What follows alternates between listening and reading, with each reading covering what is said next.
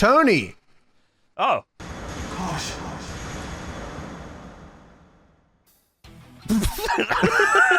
Tony. I'm Toby. That's not me. I'm Toby. Sure. Okay. Understandable. From the screen to the ring to the pin to the dick to the cock to the Johnson. P.S. Congrats to Jake. What's his name? Something. Goldust should have joined DX. Became Green Dust and teamed with Green Kane. Chase Richard's son. That's also a new Patreon sent us an email, so that's also a new change. No more Chase Richardsons allowed. Christopher Jackson. I feed Johnny oatmeal from my hand like a horse. What the fuck? She J on my rock till I 777. How is this guy We up every week? all night to get lucky. Yeah. Number 10. Why are you so bad? Why are you so trolly? So like a bit. Louis Scoose. Toby, I'm coming to Des Moines for Heroes of Wrestling 3. What are some things to do in Iowa? Fucking nothing. Go to Giordano's. The uncircumcised king, Boner Facio. Boner Facio. I'm looking it up. That's the uncircumcised king. My Just look that God. up. That's Cut good. your cock now. Candom Smith. What a recovery. I mean, that was awesome. Camden Smith. No, fuck that. I got my Tony costume Yeah, I ready heard for about this Halloween. Did you know he's got a big ass dick? I heard it. Heard this I one. heard it, man. I heard it, man. Anthony Anderson. Anderson. For over 50 years, the revolutionary force in sports entertainment. Dude, I mean, that 50 years, is that right? How the fuck is that? Yeah, right at that point, Well, yeah, 50 years. I guess it's about over 50 years, and we'll call it there, because business is not good for the WWF currently. What the hell was WWF doing in 1945? That was the worldwide wrestling-wide... Bruno on top? Bruno was dominating the field, some would say, for the next 50 years. That stupid, sexy Italian man. I'm fucking watching this every week. Oh, he's so hairy. Put him in a bear hug, Bruno. Fuck yeah! Yes! Yes! Fucking stomp him out, club him. I mean, goddamn. I mean, Well, that's it's what, awesome. That's good. does footage from 1945 WWF exist? It's got it, right? Somewhere, I'm sure, yeah. Someone's probably got fan cam footage. I mean, that, so to me, that sounds horrible. Like, just, I mean, I don't know anything about that era, but like, just anything from that long ago just Someone in sounds the bad. crowd with the Hollywood Blondes camera just fucking... Just churning it for 2 hours. And it turns to the right, and one guy's in the crowd right there. He's like, I wish Goldust was on this show. And then there's a guy in a BWO shirt chanting for some reason. And he's dressed up as Goldust. This shit's awesome. Put him in a bear hug, bro. BWO. Club his ass. So this is a historic pod for us, gentlemen, because as far as I know, we have never talked about WWF in 1995. That shit does not surprise me.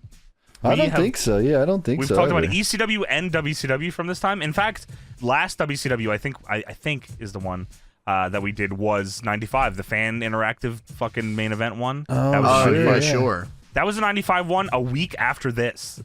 Oh, okay. Oh, wow. So we're kind of in the same ballpark. But yeah, never talked about WWF 1995. I will tell you, this doesn't feel too much different than WWF 1993. If anything, No, it feels worse. Yeah, it does actually. Wow, yeah, you're right. Fuck. Oh, it's Todd Pettigill and he's Dracula.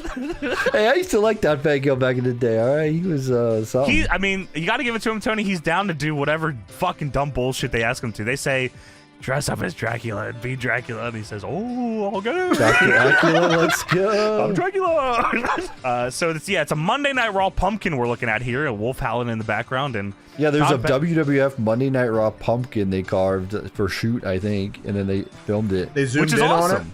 Yeah, they were super locked in on it. I appreciate that.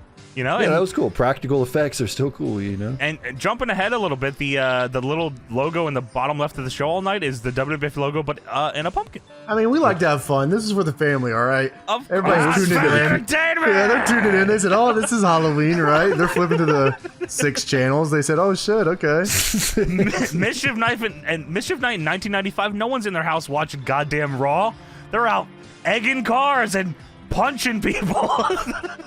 And cheering for Goldust. Come on, everybody! That's the only thing I'm staying in for. Actually. So yeah, Todd Pettengill says the witching hour is upon us. It's All Hallows Eve in the World Wrestling Federation, and things are getting spooky. I said, holy shit, man, he's locked in. Last week there was a 20 ghoul over-the-top beastly bone-crunching battle royal, and the Holy trick fuck. was. That sounds crazy. I know. The trick was to survive the treat, an Intercontinental title shot, and the winner, a ghastly goblin masquerading as Hitman Bret Hart. It was Owen Hart, of course. I don't know why I couldn't just say Owen Hart. Tonight is Mischief Night, the sweetest treat, the Intercontinental title. Don't be frightened.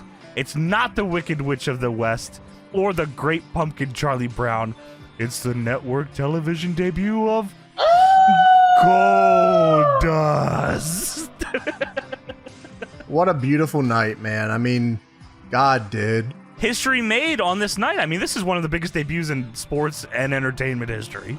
Some would say that this created the revolutionary force in sports entertainment here. Sports and entertainment, actually. And I mean, a lot of entertainment. people point to different parts of wrestling that where the Attitude Era started. It started right here for me.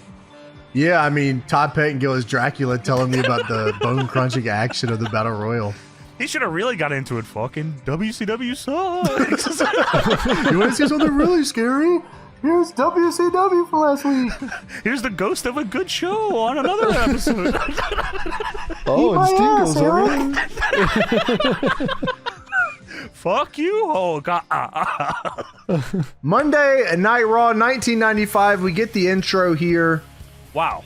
Crazy intro. Not sure I like it. It has DX's shit in there. Dude, it does have DX's shit. That's the cops chasing people into the fence gate. I'm like, this is DX's Yeah. Tron. What the fuck? This feels like a less cool version of the one that comes after it, where they're fighting in the warehouse and everything's on fire. That one's awesome.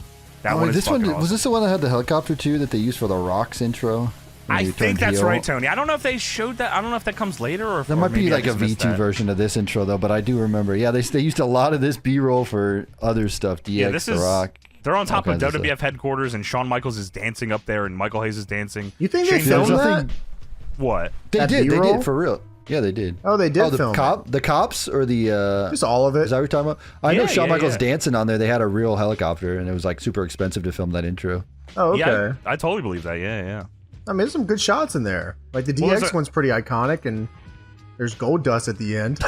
The best shot is goddamn Dean Shane Douglas and a chalkboard. Dude, his nails on the chalkboard, that was awesome. And then there's a shot of Yokozuna just running. I don't know why, but I thought that was pretty funny. Show you That what anything's possible in the WWF. Anything can happen. Sports and entertainment.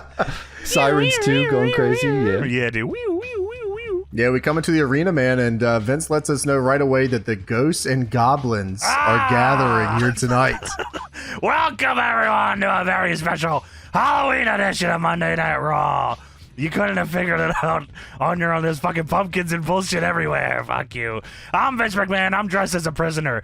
You know, I really don't know what jokes you guys want to make here, but I'm gonna give you guys a softball tonight. I'm throwing up for you boys. Knock it out of the park. I'm staring at fucking Vince McMahon dressed as a prisoner and Jerry Lawler dressed as a doctor, and I'm like, it's just too easy. It's just too easy. It's just too easy. I don't even like. Yeah, the joke is there. Just imagine. You got it. I don't yeah. know. Screenshot it and laugh at it. You're good. Yeah, it's funny. All right, so Carlos Cabrera is Dracula, and Hugo, son of a bitch, is the devil. Dude, yeah, he didn't really try to be anybody. He's just a goddamn demon with horns. I said, wow, he looks awesome. Vince could have been that too. He could have been a combination There's of your any of these joke. fucking. No, that's Vince without a costume. Let's a good go. one. Fire Let's Bill fucking Watts. go. Fuck you. Fuck you.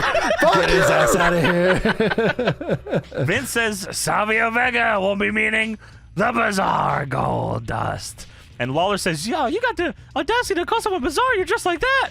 Hey, McMahon, I heard you got that outfit a year ago. That's the first time you got to wear it. You're going to be wearing it for the rest of your life. You're a criminal. There's another one. Let's go. Come on, man. Like, you can't just serve up a bunch of fucking hamburgers and not expect us to go to town on them. You know what I mean? I mean, Like, the sandwiches are here, James. Like, good God. 15, Is this a 16, sandwich? 17 sandwiches. I'm going to eat them. So, the first match of the evening is Savio Vega versus Goldust. The Savio Vega, the Caribbean legend, set to take on the Hollywood legend, Goldust. In 1995, apparently Savio Vega just does not lose very often. Yeah, that's how they made it sound, right? He was super over. Like they pushed Yeah, him like he crazy is back in over. that time. He's very over. Yeah. The crowd is not hotter than they are for this match for the rest of the night. Because this shit meant something to them. They, Shit meant something to me. as it should. Network TV debut of Goldust. Huge night. Huge night. Savio Vega is walking by. He's shaking the Spanish announce team's hands, and Vince says, "Oh, wait a minute! Jerry Lawler's trying to shake Savio's hand." And then Savio doesn't shake his hand, and Vince yells, "Ha! Taxi! Yeah!" What? You know when you go to hail a cab and then the taxi driver pulls his hand away and drives off? No. Yeah, me too. I just get the Uber. Dude, okay, I don't know if you noticed this, but when Vince is talking and they show like Savio Vega by, Vince's mouth does not move. I completely believe that. Jerry Lawler says that Goldust's theme is similar to Halloween, one of Goldust's favorite movies. Is that like where they got this? Like, I didn't make that connection until now. Is that real? He just likes movies. I thought his gimmick was he was like a movie producer. I didn't know that he was like... No, he's just a big movie fan. buff. Yeah. He's just He's a Vince Russo. He's a Hollywood... Just like movies. Yeah, he worked at Blockbuster. Yeah, he's a Hollywood legend for like spending a lot of money on movies. This isn't his goal. good gimmick.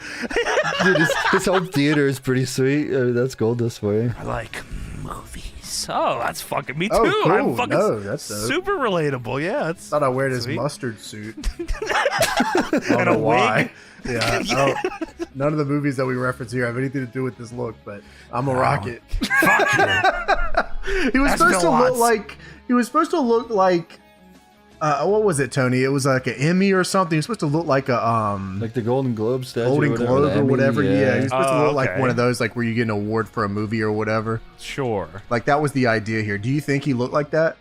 Now that you say it, I can see the connection, but like no, the only similarity is that they're both gold. It's just good enough for me. Yeah, man. So Lawler says that Goldust might be the nephew of something Goldfinger. I didn't understand what the fuck he was talking about there, so I'd let it go. Tony, are you a big Goldfinger guy, James Bond? No, but I like. So I looked this up. I was like, okay, Vince says that something about Miss Galore. Yeah. So Vince says, from the Goldfinger movies, I remember Miss Galore. And Lawler says, well, she had a first name. And Vince says, what do you want me to say, pussy? Well, we are on TV. Fuck. Fucking pussy. Oh, that's right, Jerry. Pussy. What I meant to say was, what is pussy? What a home run for this theme song, though, off rip. Like, they never had to change this. Yeah, I mean, this presentation's pretty cool when he comes out, you know. It's cool as fuck. I mean, he's a weird gold bastard. He's But, bizarre. like, and like they got the gold dust falling from the ceiling and shit, and I was like, oh, okay, this is cool shit. I could see them, like, especially in this era, like, okay, this is the GOAT now. He's about to be world champion. He's beating Diesel. And Yeah, Bret Hart at the Goldust same gets time. Goldust gets the Undertaker entrance here. As much time as he wants. Oh, you're right. Yeah. Yeah. Just you're fucking right. coming down as slow as possible so they can put over all the pussy galore jokes. I mean, And he loves movies. this guy fucks with movies crazy. Letterbox guy. That's not what I thought this fucking gimmick was. Maybe I just got it wrong the whole time. He's just bizarre, buddy. I thought he produced movies. He's just a fucking guy that. Well, I mean, you could be a like fan and then films. produce the movies. I guess. Yeah, I guess that's He ends fair. up quoting movies. I think in his promos, that's all he does. He just likes Yeah. watching movies, quoting them. You know, it's like That's me cool. and my friends. You know, just At the quoting gym. movies. No. I'm gonna watch Adam Sandler movies. Fuck that. just dope over here. He's not watching Adam Sandler movies. They don't ever fucking say this. Oh, why not? So Vince says that Goldust must come out with the lighting looking like this, all gold, during his It's in entrance. his contract. He has a contract that states as such. And then look at this. There's gold dust falling from the ceiling. Oh, look at that. It's gold dust. Do ya get it? Does anyone get it yet? They lay it on so thick. Yeah. It's Halloween.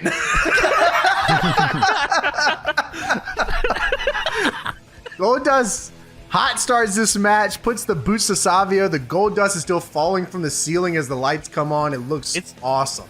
It's falling down for the rest of the night, too, I feel like, the gold dust. Yeah, because he takes over the whole show.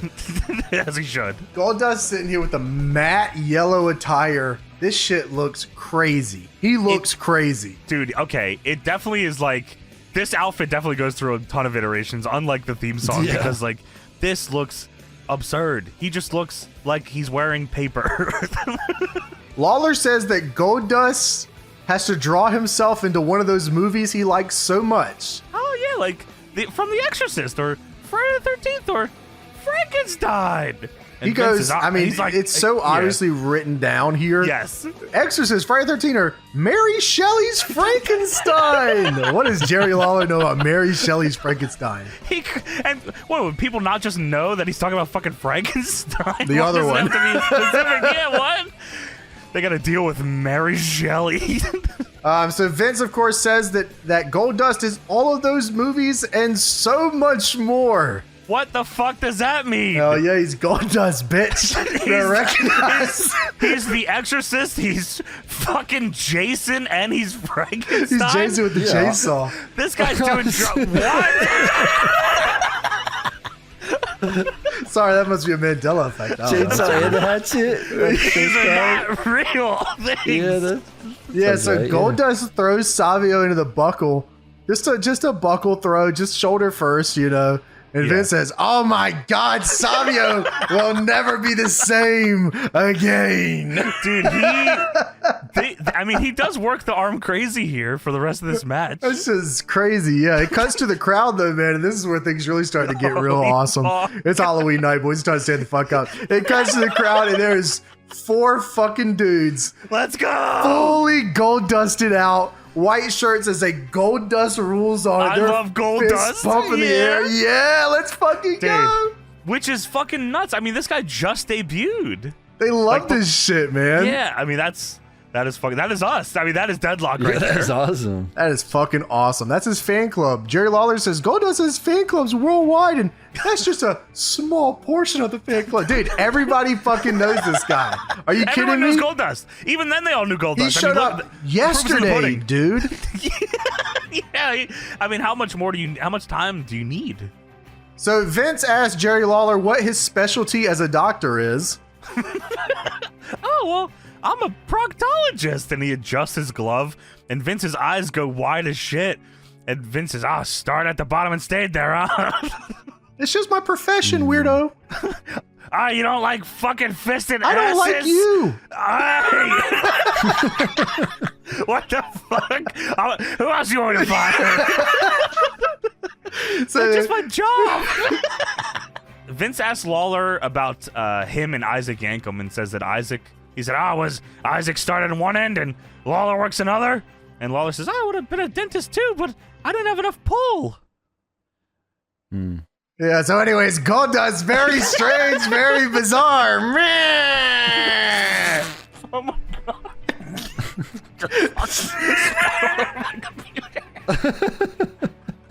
Holy fuck. Savio Vega, triple line comeback. Goldust says, whoa! Whoa! Dude, okay, but you gotta fucking give it to him. This crowd is rocking for this fucking comeback, dude. Because he doesn't lose. Savio Vega does not lose. This is an important part of this story. They're so fucking fired up for this. Savio Vega, triple line comeback. Goldust begs off. Savio Vega goes for a spinning heel kick, and Goldust just falls to the ground, and he misses, just goes flying. Crescent kick. He missed it. Dude, yeah, Goldust is like laying on the mat before Savio even throws this fucking thing. Dude, Goldust's finish is awesome here, by the way. Oh my god. Well, before that, James, Goldust after this missed crescent kick, Goldust stands up, hits the ropes, and hits a running kick to the shoulder that devastates Savio Vega. That shit was clean as hell. Ducks the spinning heel kick. Savio fucking comes back up. Goldust hits the ropes. Whoa! Kick. What the hell? He goes down. Explain to the listening audience this finish, because this has got to be an old school thing or something. I've never seen this in my life. Yeah, well, the shit used to be real back then. Nowadays, it's all pussyfoot and garbage. They believed it. Yeah, Goldust went down to that mat after that kick off the ropes, devastating kick off the ropes there. Goldust goes down, grabs the hammerlock behind the bat, just puts it down on the mat. 1, 2, 3. All right, get the fuck off me. I can get out of here. I'm Goldust, baby. I'm Goldust. Awesome. What the fuck? I was like, I didn't know if I loved or hated it. I was like, what the fuck did I just see? What do you mean, gut kick off the ropes, hammerlock, pin? Awesome. That's like a WrestleMania the arcade game finish. Like, you can win off that. Yeah, that shit was Cattle dope. press. It'd be a shame if this guy got thrown to an electrical box and died. So there you go. The network television debut of Goldust. He wins with a gut kick hammerlock pin. I mean, if you were gonna, this is the future of the fucking business right here. Strap in, motherfucker. Imagine if he put Savio Vega up and kicked him into nuts as hard as he could. In 95, that changes the business. Wow, Yeah, you're right. Wow. That'd be awesome if they didn't tell the ref that. He just does it and the referee has to decide what to do. Yeah, it's all good, dude. I just hit him in the nuts really hard. Oh, yeah, you're cool. I saw it in a movie. Shit reminded me of the Friday the 13th movies. It was abundant to America. So we move on to the Milton Bradley Karate Fighters present Survivor Series Slam Jam with Doc Hendricks. The fuck? That explanation of what this segment was, I was like, what the fuck is going on here? So Doc Hendricks would always do the Slam Jam for the pay-per-view stuff, I believe. I didn't know it was called a Slam Jam. I thought, in my brain, I recognize this more as when he would just advertise merch. But I guess he does do the pay-per-view rundown thing though, doesn't he? But I guess he does do that here. Well, he's dressed as a fucking pumpkin. That's right. He looks just like Finn Balor here. You know? Holy shit. Wow. The demon. Pumpkin demon. Balor. Wow. What a moment in time that was. Yeah, When he spazzed on the ground. That's all I remember. All right, from that was nuts. Yeah, Doc Hendricks, pumpkin face paint and fangs, and Lawler says, Lawler takes 3 minutes to set up a joke just talking about Stu Hart being old as shit and having fake teeth. It's unbelievable. It doesn't get sold. Doc's just sitting there as Lawler's trying to make Just this joke, staring right? at the screen. Yeah, waiting for Vince to throw it to him. All right, we gonna do this or what? What's going on here? Well, Doc says, you won't believe this. Out of the office of President Gorilla Monsoon in the WWF title match between Brett and Diesel, there's going to be stipulations.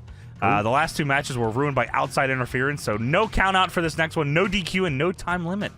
But where will the loyalties of the fans lie? These are the 2 most popular stars in the WWF of all time. And Vince says, no question about it, but thankfully they got Goldust now. Wait a minute, Doc, we're going to break away. There's something going on in the locker room. And Doc Hendricks says, what? Goldust is jerking his shit back there. Oh, my God. Doc says, what? Tell me, I want to see. And Vince says, we got a shoving match going on. They're being separated. And Owens moved out of the picture. I said, wow, they just couldn't have filmed this, and they needed Vince to explain this so they could just show this shot of Razor Ramon being calmed down by 1-2-3 Kid alone. Gotta respect it.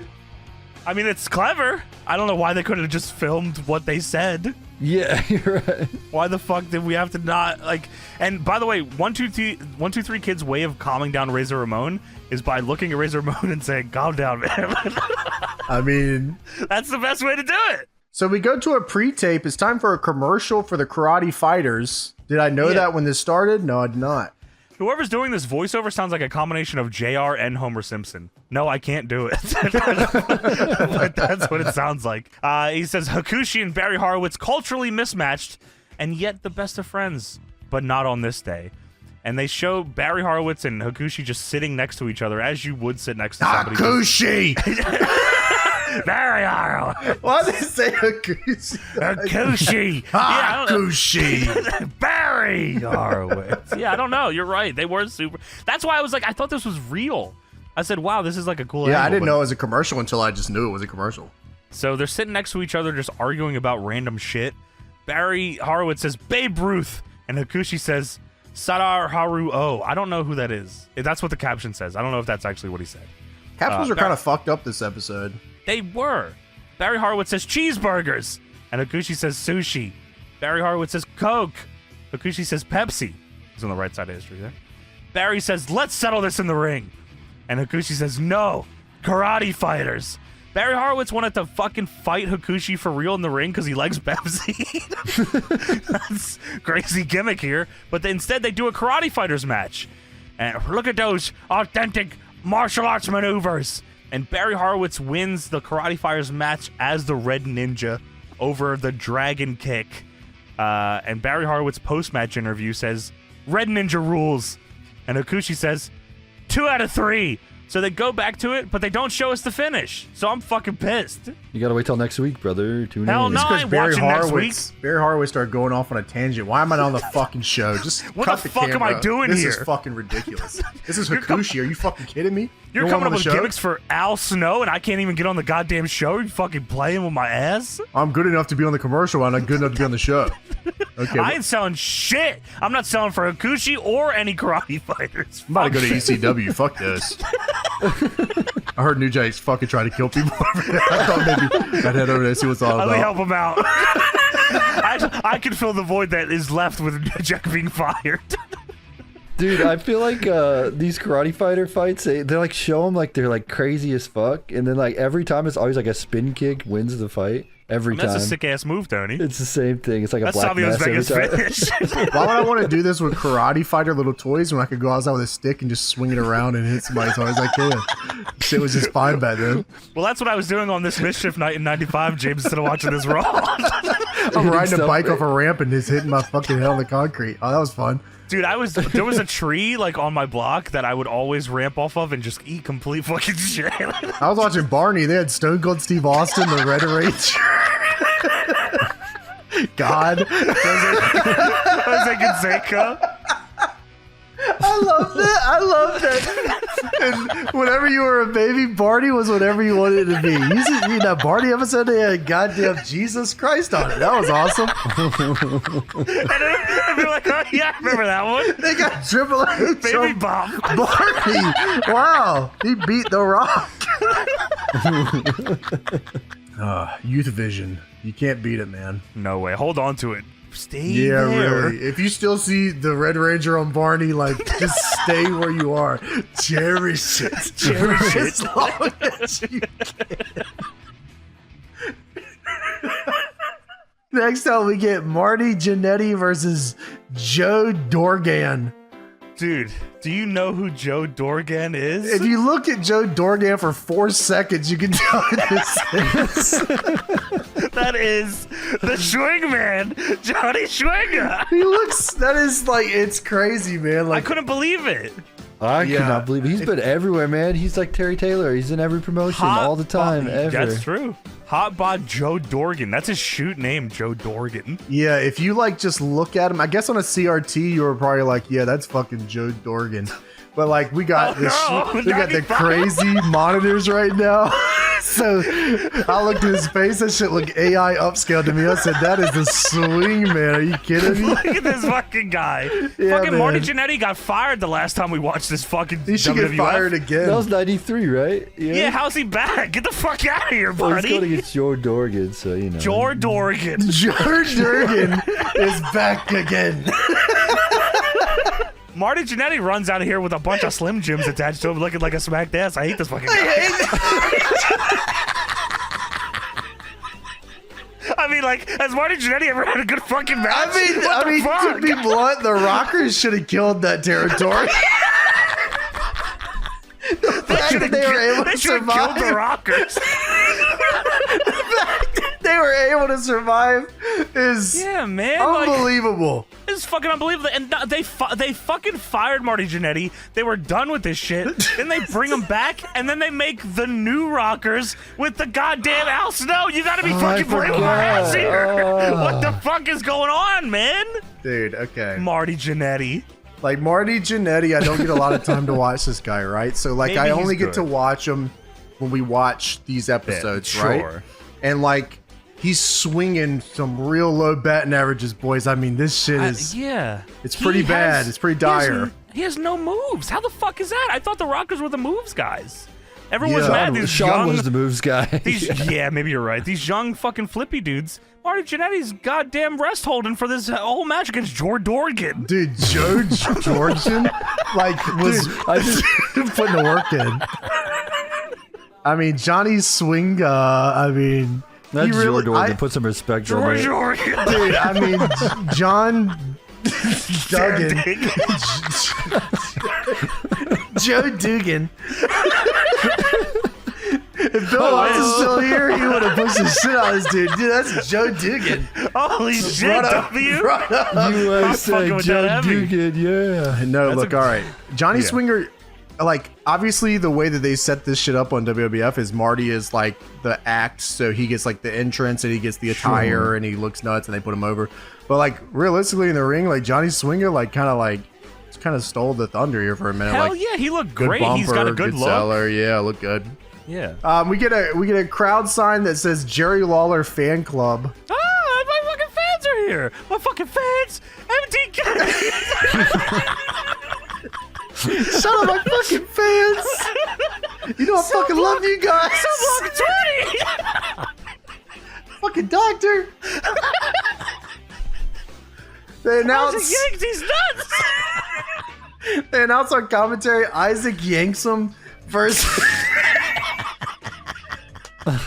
95 Raw as fuck. They announce Isaac Yankums and Jerry Lawler versus Bret Hart and Hakushi next week. Why the fuck is Barry Horowitz getting erased from this angle? Put my man in here. Isaac Yankums and Jerry Lawler.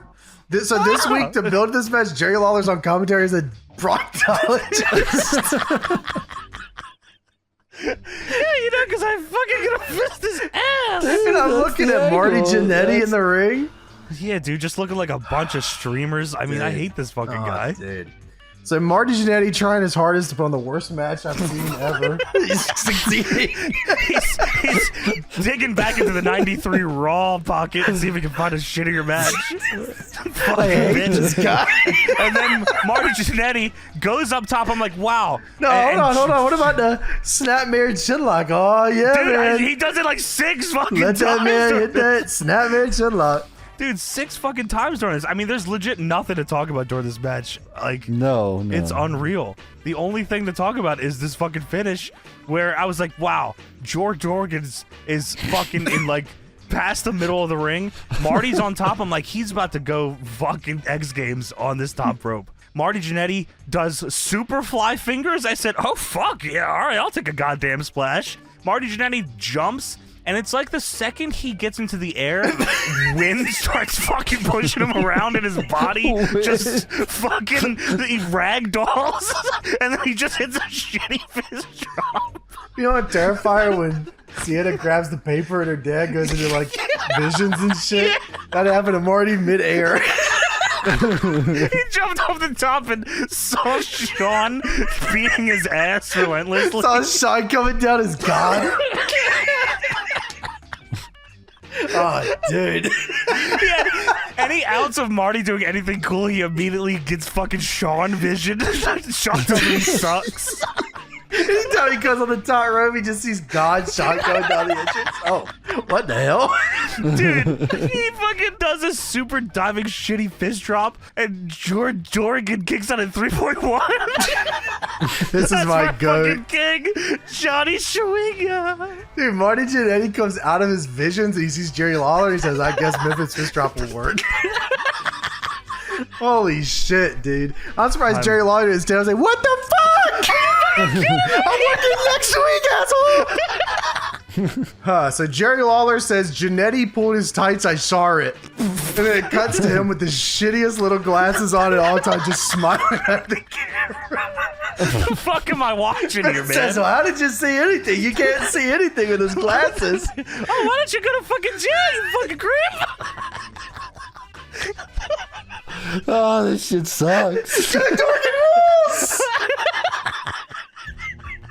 Dude, the gag being he just has shitty glasses is so stupid. It's not even funny. That shit was pretty funny to me. Jannetty pulled his tight side Charlotte, and it goes out with the shitty glasses on smiling at the camera. Dude, you know what's wrong with this business? Like in this shit, bro. I tell you what. Vince says you can't see nothing. He goes, talking about. Tony's watching WCW. I don't know the fuck you're watching. I'm pirating ECW or something. I don't know. Getting my satellite dish out or something. He pulled his tights, man.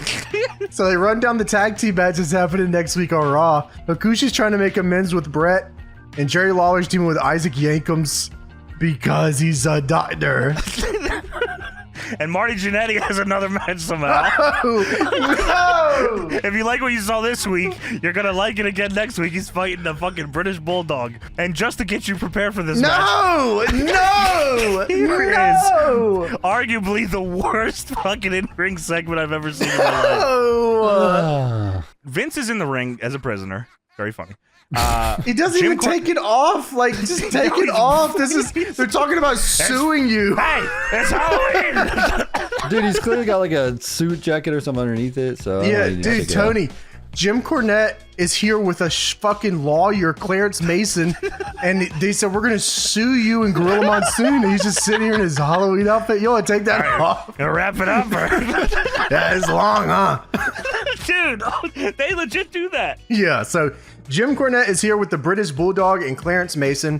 I'm not sure we know Clarence Mason's name just yet. We just know he's a litigator.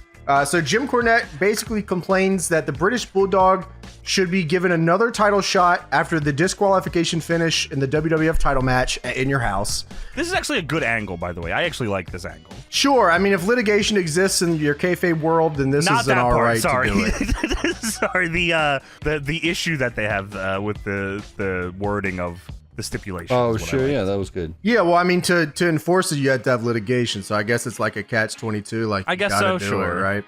Anyways, Bulldog should get another shot at the WWF title because Gorilla Monsoon said that the winner would face Bret Hart at Survivor Series, not the champion. Right. So, Cornette has hired Clarence Mason to get Gorilla Monsoon to hold up his side of the deal and get the British Bulldog a WWF title match. Clarence Mason then does his job, which is a litigator, and explains that British Bulldog won the fucking match by DQ, and the contract said the winner faces Bret, not the champion. So that's the whole angle here. Cornette then also says, look at this fucking tag team match. And 8 of the craziest people of all time show up on the screen in little boxes, and the British Bulldog is flexing in the ring while all this is happening. So yeah, Cornette then talks about the 8-man tag at Survivor Series, and it shows everyone on the screen. Yokozuna, Owen Hart, Dean Douglas, and Razor Ramon against British Bulldog, Ahmed Johnson, Psycho Sid, and Shawn Michaels. That is a crazy fucking match. He's mad that Gorilla Monsoon pitted people of his group against each other. Right, and teaming them with people that they don't like. And then Vince says, okay, but what about the match between the Bulldog and Jannetty next week? Gotta wrap it up here. Goddamn. Well, then Bulldog cuts a promo and says that Jannetty has no right to step in the ring with him. Didn't your ass get fired? Why don't you get fired again? Jannetty then runs down to the ring and drop kicks him. In the back of his head. Yeah, and then Cornette swings the racket at him, and Jannetty ducks and then punches him, and then he hits a fucking flying uppercut on him. That is insane. They had Jim Cornette hit the ropes. Dude, yeah, he whipped the manager off the ropes to hit him with a move. Marty Jannetty sucks. So Marty Jannetty then points at Clarence Mason, and Clarence Mason just goes, you're not hitting me. And then he backs up to the corner, and then I thought maybe someone was going to stop Marty. He kind of loads his hand back. Was glomming him. Jannetty holds his hand back, holds it back again. It's got to be 60 seconds of him holding his hand back here. So long, yeah, like. And then he doesn't hit him, and then instead he puts his hand down and then jumps at him, and he ducks, and then his music hits, and that's the segment. It had to have been that he was supposed to get attacked, right? Or something was supposed to happen there. Because yeah, it had to be something. He can't punch a lawyer because he'll get sued, you know? So that's why he didn't do it. He was that's why I thought maybe someone would stop him or something. No, or maybe he'd shoot injured British Bulldog off the drop kick. Couldn't attack him. That sounds right. So after that segment, we get the Smokin Gunns versus Otis Apollo and Scott D'Amore. Yes. So In Your House, Razor Ramon and 1-2-3 Kid face the Smokin Gunns for the belts. 1-2-3 Kid wanted to get tagged in, so Razor tagged him in, and then he fucking lost the match. That is funny as fuck. Yeah, Razor hit the Razor's edge. 1-2-3 Kid didn't want to do like damage. He just wanted the pin to get the like glory.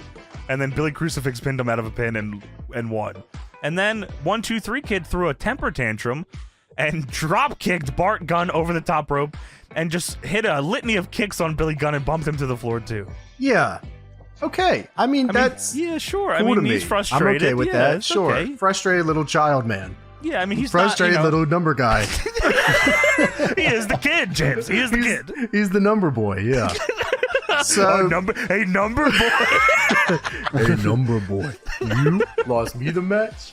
Kid has a picture-in-picture in this match where he apologizes and says, "You will grant us another match. You will, and you better do it soon." So anyways, the Smokin Gunns hit the Sidewinder, which is a sidewalk slam assisted Alabama jam. I mean, Sidewinder's kind of cool though. I like that move. Yeah, it's dope. I mean, they look good in the jeans. Okay, like, they do look fucking good. This is a good looking team. I said, Hell okay, yeah. cool.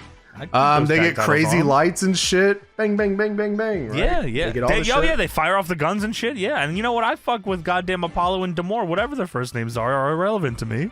Yeah, like they look good. Cool. Scott D'Amore, that's kind of crazy, honestly. That Scott D'Amore is a job guy here in '95, and then like he just ran that Maple Leaf fucking pro show. Yeah, no, it is pretty crazy. It's always crazy to like just even reference him wrestling. Period.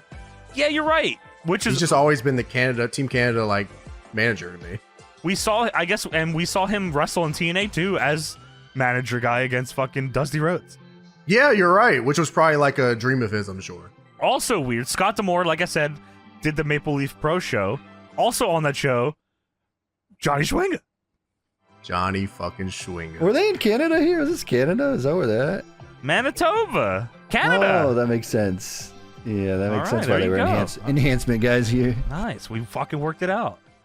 So we go to a pre-tape here. Bret Hart is here to talk about Diesel and the WWF title. I will say this much. Them doing a double babyface kind of match here is pretty ballsy for 95 WWF.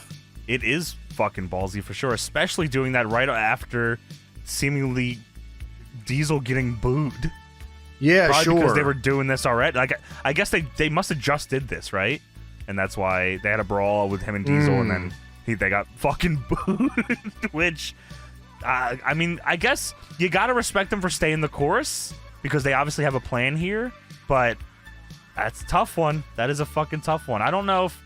I guess we're not in the world of going with the crowd reaction yet. Does that make sense? Like, right. They're not gonna turn somebody because they're getting booed. No, this is their plan, and they're going to stick to it and see it all the way through, yeah. But yeah, Bret says, for the past year, Diesel, you walked around with the WWF belt. I got one shot at the Royal Rumble, and no winner was ever declared. It's a tough thing when good friends got to go to war, but that's what it's going to be. This is going to be war. Bret's a fucking great promo, man. He is a good promo. I hate that, like, the narrative of it is that he's not a good promo, but I do think I'm sure he's had some shitter promos. I'm sure he has. Sure. But for the most part, whenever I watch him, I'm like, okay, yeah, no, he's spitting. If you listen to what he's saying, yeah, this is awesome. He says, Diesel, you're big, you're strong, and you're a great wrestler, and I respect you. But in the Survivor Series, everything plays in my favor. All the rules and stipulations are in place. No count out, no DQ, anything goes. Winners must be declared. And in the Survivor Series, like it or not, you'll be looking at a new WWF champion for the third time. And then this ending is awesome.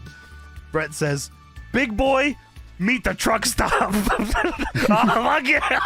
Damn. I mean, he's winning. I don't know what to tell you.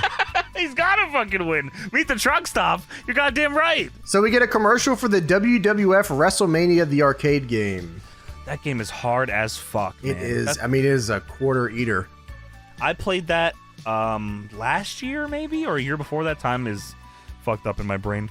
And like, it's so frustrating, that goddamn game. I mean, I beat it, but it is. Especially when you get to the 3-on-1 matches or whatever. There are fucking tough, you have to cheese crazy, Tony. It's like impossible.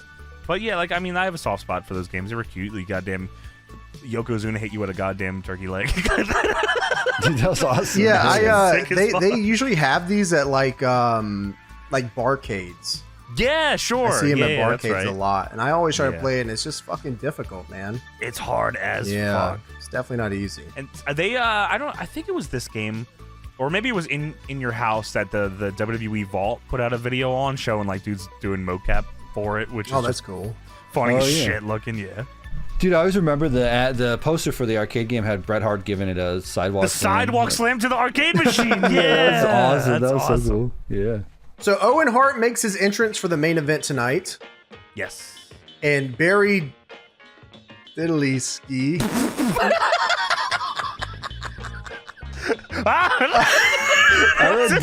I'm sorry. I caught I caught like a little bit of this. Barry Diddley-ski. He is ringside. Who is this, Tony? Can anyone find the name of this guy? Just look up Barry- Barry Diddley-ski. Barry Diddle. WWF. WWF Barry Diddley merch, maybe? Oh, okay. It's Barry Didinsky. Didinsky. He's the mayor of merchandise, Barry Didinsky. I like Diddlinsky, but you know, Diddlinsky. give him his respect as Yeah. Barry Didinsky, Didinsky. is that what you said? Barry Yeah. Didinsky. Yeah, that's So right. Barry Didinsky is ringside as Owen Hart makes his entrance, and he urges fans to call in. Look, you can get this fucking WWF Championship or this fucking shitty Intercontinental belt. Dude, he says Halloween time is upon us and not everyone is in the giving spirit, but I am. I said, all right, what the fuck does that mean? One of the hottest items in WWF years have been the championship belt and the Intercontinental belt. He just forgot to say world fucking title. He said, you cannot buy them on TV. The only way to buy them is to go to the arena or go through the catalog. But tonight, if you buy the WWF Championship belt, you'll get 3 8x10s of Diesel. And if you get the Intercontinental belt, you get 3 8x10s of Razor Ramon. Why do you want 3 of them? You can't get these pictures anywhere, Tony. That's why. You can't fucking get them anywhere. And they're only $20, Tony. I will say I love the white border 8x10s. Like, it's just super Classic. retro. That is classic. It always That's works. Always. That's what Romeo of the Heartbreakers has in that massage parlor, James. Is him and the goddamn Antonio. He's got a picture of him playing fucking softball with the boys. Like, his ass won't wrestling with no pictures. I like that they had Barry Diddlinsky here, though, doing that. Barry With the Diddlinsky said, belts. I know we got the main event coming up, but goddamn, I'm already holding 2 belts and 6 pictures. Someone buy these. I Dude, mean, those belts are cool, but they always suck because like when you played with them too much, they just turn black. Like the paint or whatever would come off because they're not like the current like replica they're like, are they belts. foam? Yeah, they are foam. Yeah, the strap is foam, and then like it's like plastic on the faceplate. That and it shit was, like, wouldn't have lasted 6 hours in my house. I Is would it have a sticker? fucking ripped that shit. I would have beat the fuck out of it. I don't think it was Spray a sticker. painted I at think it was- WCW. Dude, Piece of NWO shit. on top of it on all those Can't belts. do Yeah, this. Hey. dude. And as a kid, you have to take a bite of the foam to see what it tastes like. You just have to. It's like part of the toys as a kid. I Gotta go try it out. outside, drop a Memphis fist on it. Shout out Marty Jannetty. Oh, and on the Intercontinental one, of course. Marty Jannetty, king of Marty. He's the martyr, Jannetty. Did you have it? You didn't have any foam titles, James, ever? Yeah, I didn't have belts when I was younger. My friend had the Intercontinental. I think I talked about it on this show before. Yeah. He had Oh, the yeah, Intercontinental that's like right. replica belt. Yeah. I was like, wow, this is the coolest shit ever. They're Wait, he super had the into actual Jericho one. and RVD. Yeah, like the replica IC belt. Yeah, We I were only super ever had into- the fucking Only foam mid Johns. carders. Yeah, but I mean that's fucking awesome though. I think growing up, like everybody has that. Like I feel like I was super into the mid card growing up. Yeah, I definitely was. I thought like this is cool as shit. Maybe Yeah, these because guys are on like come up. yeah, they were just badass. I don't know. They were just Yeah, they doing were shit. cool. Shit was dope. I mean, I would hit my friends as hard as fucking possible with these foam titles. I mean, they were Somebody these had things are to. getting fucked up, man. That's what I'm Yeah. saying. Like they're not lasting 6 hours. Like I get this, and I'm like, like when you realize you have the power to like fucking break it as a kid, you're like, I'm breaking it. I mean, you got it. Yeah. Dude, I remember telling you guys that my buddy in the yard, he made one of these. He took one of these foam ones and put pennies on the back of it, so it was heavier, like a real belt. And then he made like his. You were telling me that. That's cool. Yeah, that he is put like fucking pennies, smart. like with duct tape pennies on it, and then like put his like design over it. It was like paper or something. I don't remember what he did, but then it was like, oh shit, you got like a heavy belt. This is crazy. That's smart as fuck. Yeah, like I don't know where. Yeah, I mean, kids' imagination are nuts, man. I mean, I was seeing goddamn Kenny Omega on parties With the IWGP V4. Goodbye. V4. Now I was right in front of my TV doing the Barney dance. Goodbye. Good night. Bang. I said, oh shit. You love me. Good night. Mwah. Bye bye, Barney and Kenny. That's awesome. Yeah, no, I mean I remember we were fighting because I mean if you had the belt, you're fighting. If someone had the belt, you're fighting. Yes. But I remember one time we were fighting and I grabbed like this vest out of my closet. It's got the metal zipper on it. I'll never forget this. Holy fuck! Swung the vest, zipper. Clean clocks my friend right in the head. Shout out Dale. Oh damn! Fucking just cut his ass wide open. Yeah, shit was awesome though. I mean, this shit would have got 4.5. I mean, had blood. Come on.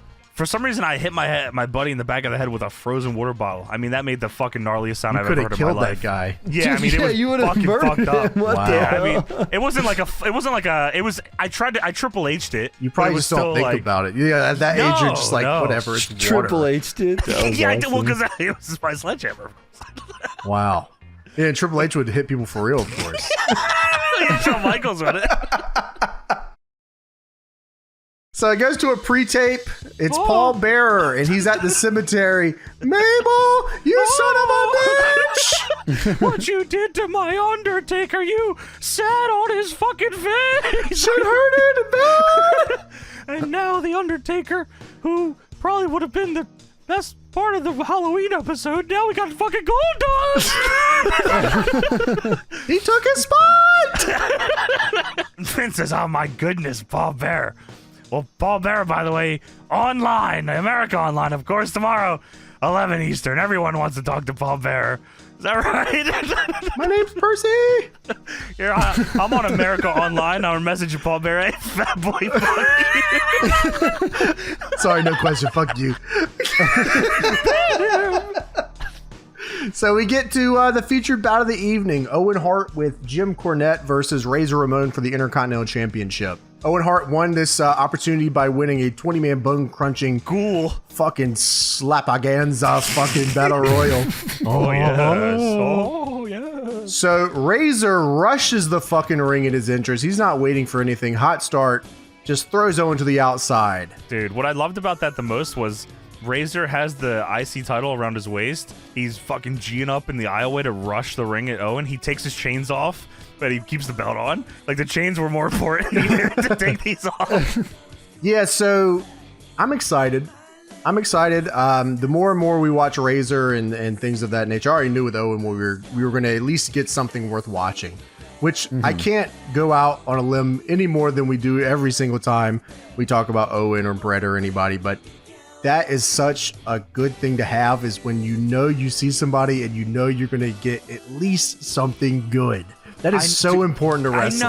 I know. So the feeling that I had going into this match was the complete opposite feeling as I saw Marty Jannetty come into the ring. Yeah, it's like two ends of the spectrum, like completely. On the same show. Owen Hart jumps back in. We get the match started here. Razor's game plan for this match is to target Owen Hart's shoulder. So Razor starts with his patented shoulder tackles. Didn't watch the Goldust match, huh? I was saying, did we skip Goldust match? I was like, oh man, that was my brain just went. I was like, no way we skipped that. No, I know you would never miss that. No, I'm saying Razor and Owen took. I mean, that was the opening matches. I'd never forget you, Goldust. Don't ever think I forget you. So Razor with the shoulder tackles and hits an arm wringer here, and he's going to keep this on for most of the match. A good strategy here from Razor Ramon. One that you can see Owen just calling the entire time. Owen is he is calling the entire fucking match, which is cool. I mean, whatever no, the heel that's usually dope, calls and it, it's but good and like very blatant though. yeah, dude. And I mean, Owen is. He puts together a masterpiece right in front of our eyes. I mean, it's not like a blowaway match, but goddamn, it was it good and fun and all made sense. And yeah, it was a super dope main event. Finally, a fucking good match on this fucking show. I was like, wow, this is awesome. So Owen is running around as Razor is keeping this fucking shoulder move on, his arm wringer, this hammerlock. And Owen is running around and then fucking flies down, takes a big face bump here in this wrist lock. Owen is giving him everything here. He's so bumping crazy. good. He's so good. Oh, God. What an asset. Razor still with the wrist control, picks Owen up and fucking slams him, chokeslam style, in a wrist lock. That was nuts. Like, they even replayed that, how crazy that was. Vince was like, oh, shit. Jesus Christ. Yeah, I mean, so it was Owen going for like a, like a counter out of this where you grab your guy for like in a, I guess, headlock kind of, or a snapmare attempt, I guess, and you leap up and then full snapmare him. Yeah. And Razor just fucking throws him to the floor. So Owen finally gets a wrist lock counter, but Razor sends him off the ropes and immediately bumps him. Owen begs off to the corner and Cornette comes over before Razor takes back over. Back on the shoulder, back on the wrist here. Razor gets a hammerlock and Owen flips over Razor, slaps him, and throws up the double fist. What a heel. Get fucked, yeah. Owen comes off the ropes. Razor catches him into the sack of shit. Awesome. Cornette gets on the apron. Razor bumps him. Goes back to the arm control. Goes back to the shoulder. That's fucking awesome, yeah. So here come Yokozuna and Mr. Fuji. They're part of Cornette's group. Get out the caution flags. Here comes a wide load. Ah, yes, the widest load in the business, so to speak. Hey.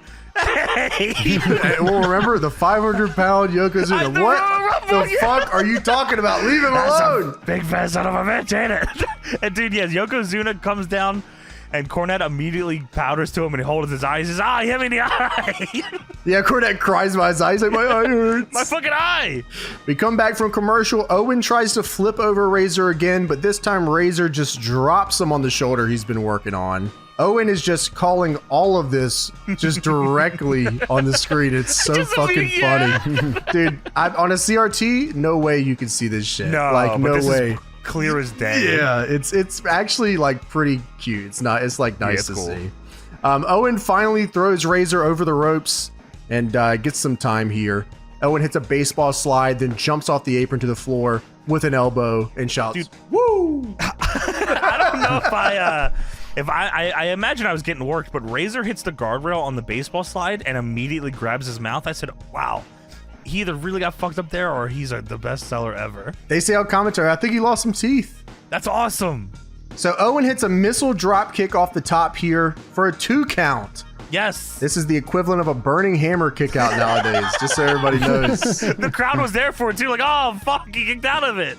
Owen then just hammer throws Razor into each corner until he falls, and then chokes him on the ropes, slams his ass cheeks onto Razor's back, chokes him to a 4.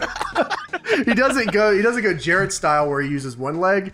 He does both. He jumps does both. on his back. Yeah, that's true. I'm begging for that in real life. Anybody, please, if you could do this, let me know. That's awesome. Chokes him to a 4 count, and then does it again with his boot to a 4, taking advantage of the count. What a heel. Bitch. Owen back rakes him. Razor fires back with the punches and hits the ropes, but Owen catches him with a spinning heel kick for a 2. Must have not watched fucking the Goldust match. That's Savio Vega's move, brother. And that shit didn't work there either. Owen if you would have hit it would have worked. Owen hits a neck breaker, goes up, hits an elbow drop for a 2, and he's livid. Eat shit, Marty Jannetty. So WWF World Tour de Force is here, guys. We get a little commercial break right in the middle of this one. We're going to Ohio, and then Kentucky, and then Indiana, and then we're staying in Indiana. These are all national. All right. Yeah, Tour de Force just in America. World Tour de Force. All right, I'll hear you. So during the break, Razor hit a belly to back, gets us into a double down here, and now Yokozuna is ringside disassociating big time. He's hungry. So Owen gets his arm over Razor for the pin. Razor kicks out at 2. Cornette is livid. Can't believe Owen it. and Razor, they both get up. Razor hits the spinning punch. Razor tries to get Owen on the top rope, but Owen falls back and crossbodies him for a pin, but Razor reverses into his own pin for a 2. Counter for the pin is That's like, a Hart wow. special. That is awesome. And then he gives Owen a line when they get up, and we go to another commercial for some reason. That was super weird. Like that felt like out of place. Razor has Owen up for the Razor's Edge when we come back from commercial, but then Yokozuna comes in and pulls Owen down. The ref calls for the DQ. Look at this son of a bitch. Big ass bitch. The ref calls for the DQ, and then Yokozuna drops the leg on Dude. Razor Ramon. That is a fucking finisher, man. I don't know if I imagine he had one with that, but like he probably didn't need to do the bonsai. They were The calling it bonsai's like out it of was the pocket. craziest shit ever. They're like, that's the biggest leg drop ever. It is. I mean, like, it looks like you have to be a pro to not kill somebody when you're that size on that man. I mean, he's got to be You're right, landing wow. all on his ass. So they beat down Razor. The 1-2-3 kid comes out here to make the save. He fires away on Yay! Yokozuna. He fucking pushes away Owen, but Yokozuna no-sells it, headbutts him, and then drops the biggest leg drop on the kid. He's just a dead. kid. He got him. Go on, he's just a kid. But wait a minute. What? That's Ahmed Johnson. Oh my God. Let's go. Ahmed Johnson's debut, and he picks up Yokozuna's big ass, and he body slams him.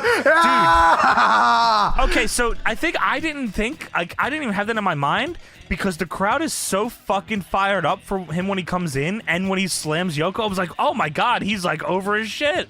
But No one that's picks this fucking dude up. This is Yoko fucking Zuna. Look at him. He just killed the kid. Them doing that on Raw is nuts. Yeah, well, I mean, he's on the Survivor Series shit, so like, might as well get him in here now, you know? Yeah, wow. That's a big Great deal. call there. Like, going up on Yokozuna in 95 is still a big deal. Sure. Yeah, Oh my God. body hell slamming yeah. him on your first night. That's crazy because they build a whole fucking angle to Lex body slamming him like no one could slam And he Yoko. just does it. Dude, Yeah. did And he Anyone does it in his other than- first night. Fuck Tony, you, did Lex anyone Luger. other than Lex fucking... Yeah, fuck you, Lex. Get the fuck out of here. Did anybody... Maybe Hogan? Maybe Hogan did at one Maybe point. someone else did, dude. Did he? Did Hogan do it too? I mean, he beat him. I don't know if he slammed him. Hogan slammed Yoko. He probably slammed him like opener of the match. So he went 20 more minutes. Well, he fucking beat him when Yeah, he beat him with the beat body Bret slam. Hart. He beat him with the Oh, body slam. WrestleMania 10. Yeah, Yeah, he that's came right. out and body slammed him. Sure, and beat sure. the shit out of him, I mean, of course. fucking But still. Hogan, Luger, Ahmed Johnson.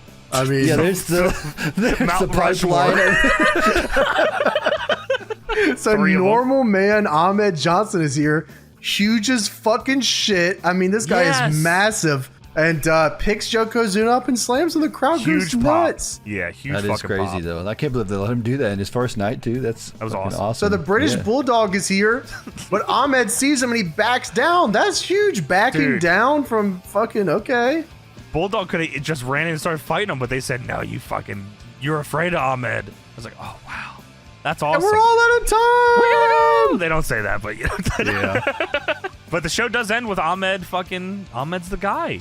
Now, sadly, Ahmed doesn't become the guy for one reason or another. And you know what? I mean, a lot of haters out there will say because he was injury prone and he hurt a lot of dudes, but I think they're just fucking pussies. Yeah, I mean,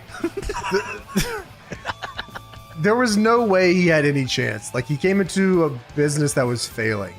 Sure. Yeah. I mean, no. You know, like, all right, we got to go back to what works. Like, it's just, he just didn't really have a chance.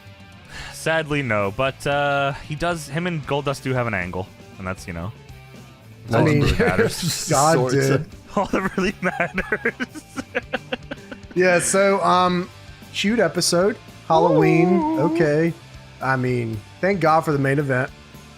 I mean, thank God for the main event, but They do have some names here, like Brett and Owen and Sean I mean, this and- whole show, Tony, without Brett and Owen here, this thing And goes out of Razor. business. No, I genuinely think without Brett and Owen, this thing goes out of business. Who's calling Yeah. these matches? Oh, yeah, you're that's right, a great yeah. fucking point. These guys Diesel. get over everybody. Do you want to know what happened on Nitro on this night?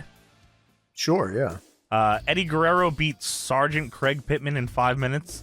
Scott Norton versus the Shark ended in a double countout in 3 minutes. That was gas. I know it. Sabu beat Disco Inferno in 2.5. Dude, I know Sabu. that was awesome. Nice. Sabu, yeah. Through a table probably too, right? Probably was, yeah. And in main event, Lex Luger and Meng with Jimmy Hart and the Taskmaster defeated the American males of Marcus Bagwell and Scotty Riggs in 7 minutes. And Goldust. Sabu on WCW still just feels so fucked up to Sabu probably beat him with a Memphis fist drop. He probably beat him to death with his fist. Yeah, I mean, Raw was struggling, dude. We just got Goldust debut. Okay, there's hope for this That's true. federation. There's I hope tell for you the revolutionary force is gold. Tony, there has to be a light in the darkness, or it's just darkness, you know. What about Yeah. Al Snow? He's light in the darkness. He's the darkness. He's getting his ass out here. Goo Goo Gaga Jack Dude Brother. By your powers combined, I am the Woodmaster. Roses are red. Hulk Hogan says, brother, help, the cops are here beating up my 87-year-old grandmother. All right, let's get into WCW Monday Nitro for December 18th, 1995. We are going into Starrcade season. Yes, but before we get into that, let's talk about what was going on in the world of wrestling at the time with the Wrestling Observer newsletter. From the Observer, December 18th, 1995, in ECW news, all kinds of turmoil this week, James, as you would come to expect from that wacky island of ECW. Public Enemy's final show will be on January 5th at the ECW Arena with the plan of them having a house party after the show in the building. Steve Austin is also most likely leaving for the WWF. There were a ton of controversy this week regarding Nancy Sullivan. Mark Madden reported on the WCW hotline that Sullivan will be leaving ECW for WCW and go under the name Elizabeth and manage Randy Savage. That's fucking crazy. WCW actually taped over that message, and there was a tremendous amount of heat on Mark Madden to the point where his future with the company was questionable, with Sullivan denying she's leaving ECW and Kevin Sullivan wanting to replace Madden on the hotline with himself and Paul Orndorff. Why the hell would they bring Nancy in to be Elizabeth? That's a good question. I mean, Steve Austin leaving for the WWF, I don't know if he'll make it. No, that's a fucking poison. He's fucking... I mean, what's he gonna do? Come in and be the ringmaster and be bald? They're going to shave his head? And then he's not even going to read the paper. Wait, they're going to shave? What the fuck are they doing to Steve Austin? Right, I know. He's got flowing locks. He's a superstar. They're going to come in, make him bald, not let him talk. Put him with Ted DiBiase. That's why WCW's winning here. Because they don't know what to do with guys like Steve Austin in the WWF. Dude, yeah, it's weird to think that WCW at the time, you know, when they were starting to rev up and take over the lead in the ratings, Steve Austin he hadn't even made it to the WWF. That all happens during the time where Nitro's on Monday nights. Correct. Yeah, and it's weird to think, you know, what if Austin doesn't come around? You know, thankfully, from what I understand, DX is what, you know, shifted the tides, so I guess it wouldn't really matter that much, but Stone Cold played a little part in it. Yeah, I think so. Him and Doink. In WCW news, Eric Bischoff continually watches Raw on a monitor that many fans in the building can see during the live shows.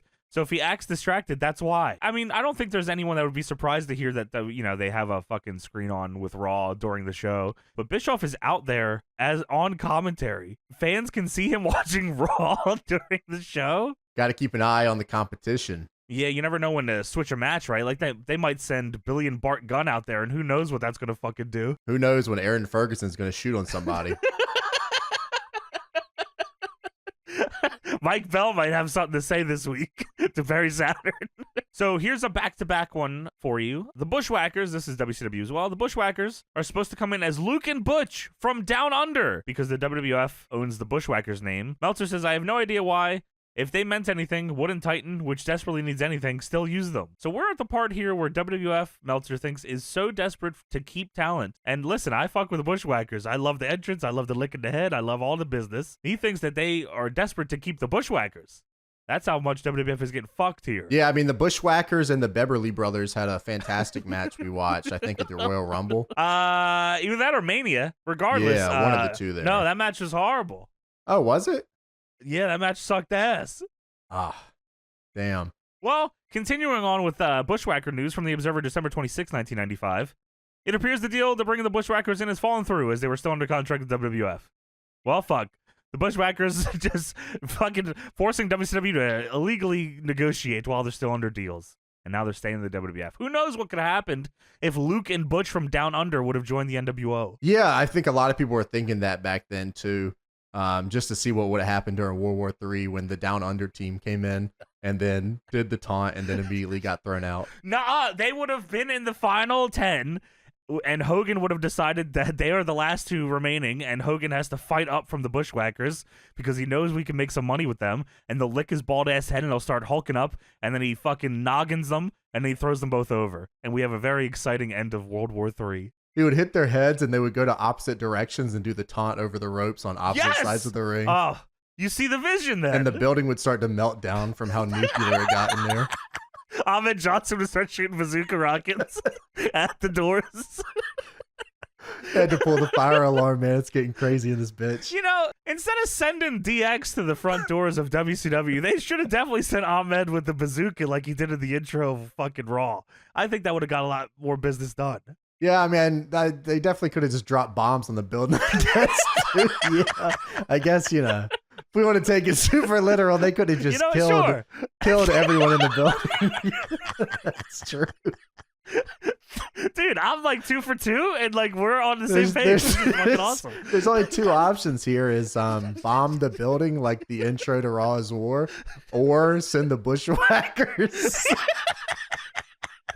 All right, let's get into Nitro. We start off things with the Nitro City intro. Shit kicks ass. Shit is awesome. Nitro never had a theme song that had lyrics, huh? It was always just a instrumental.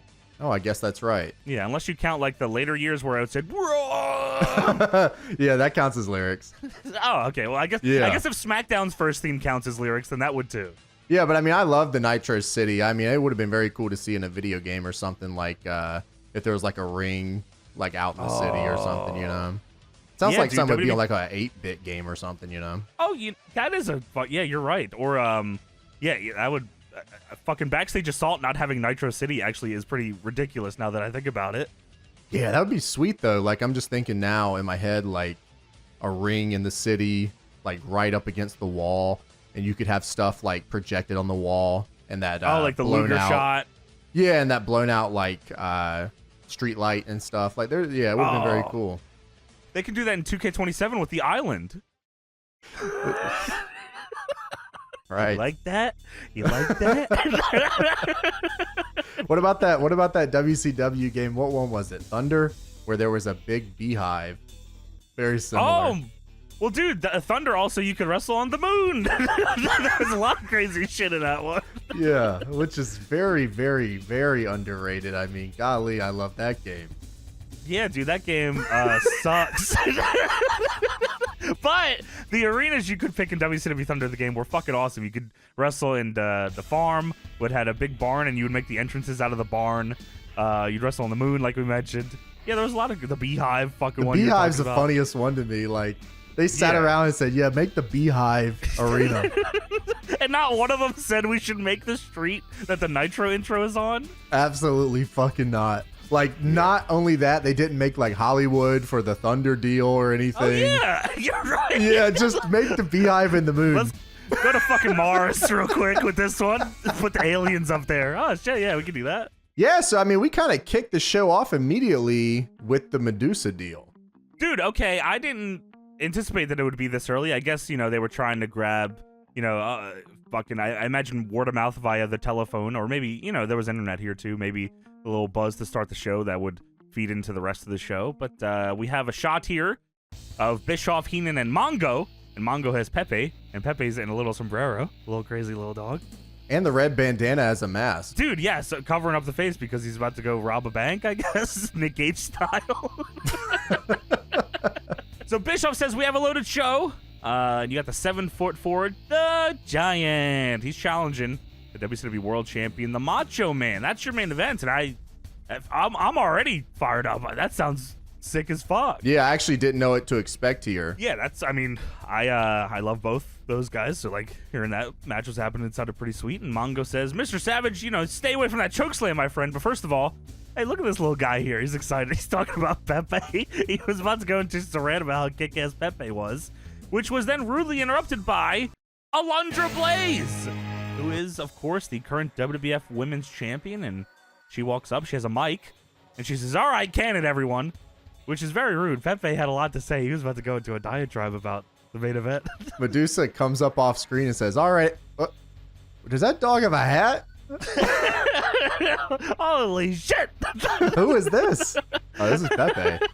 She even says, "You can it too, bat dog." Hey, fuck you. Yeah, start coming here and disrespect. That Mongo should have stood up, and so should have Bobby Heenan. Hey, what the fuck is your problem? And then the Bushwhackers come up and they do their taunt. And they say that they were held back in the WWF. They come in and say, "You know who I am? You don't know why I'm here." Wow, the Bushwhackers being the first two to jump before Nash and Razor would have changed history forever, I think. I don't know if they would have had to blow up this building.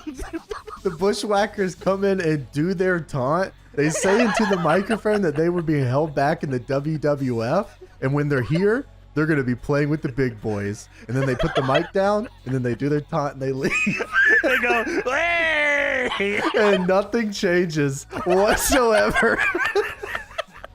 And they never show up again.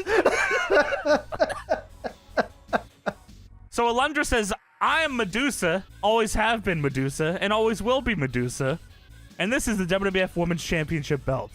And Bischoff says, "Whoa." And she's holding it up. It's the pink belt. And she picks up a trash can that's nearby. And this is a famous shot where she holds the belt above the trash can. She shows it to the camera and then drops it into the trash can. And Mongo says, "Not in the trash can." Because he obviously is, super into the WWF Women's Division at the time. And Medusa says, "And that's what I think of the WWF Women's Championship belt. This is the WCW. I'm now in the WCW. They used to call me Alundra Blaze, but not anymore. Because this is where the big boys play, and now this is where the big girls play." And here's a part of this that I don't know if I remember or knew or anyone remembers. She then throws the mic into the trash can, too. Why the hell did you do that? Yeah, that was awesome. Great shot.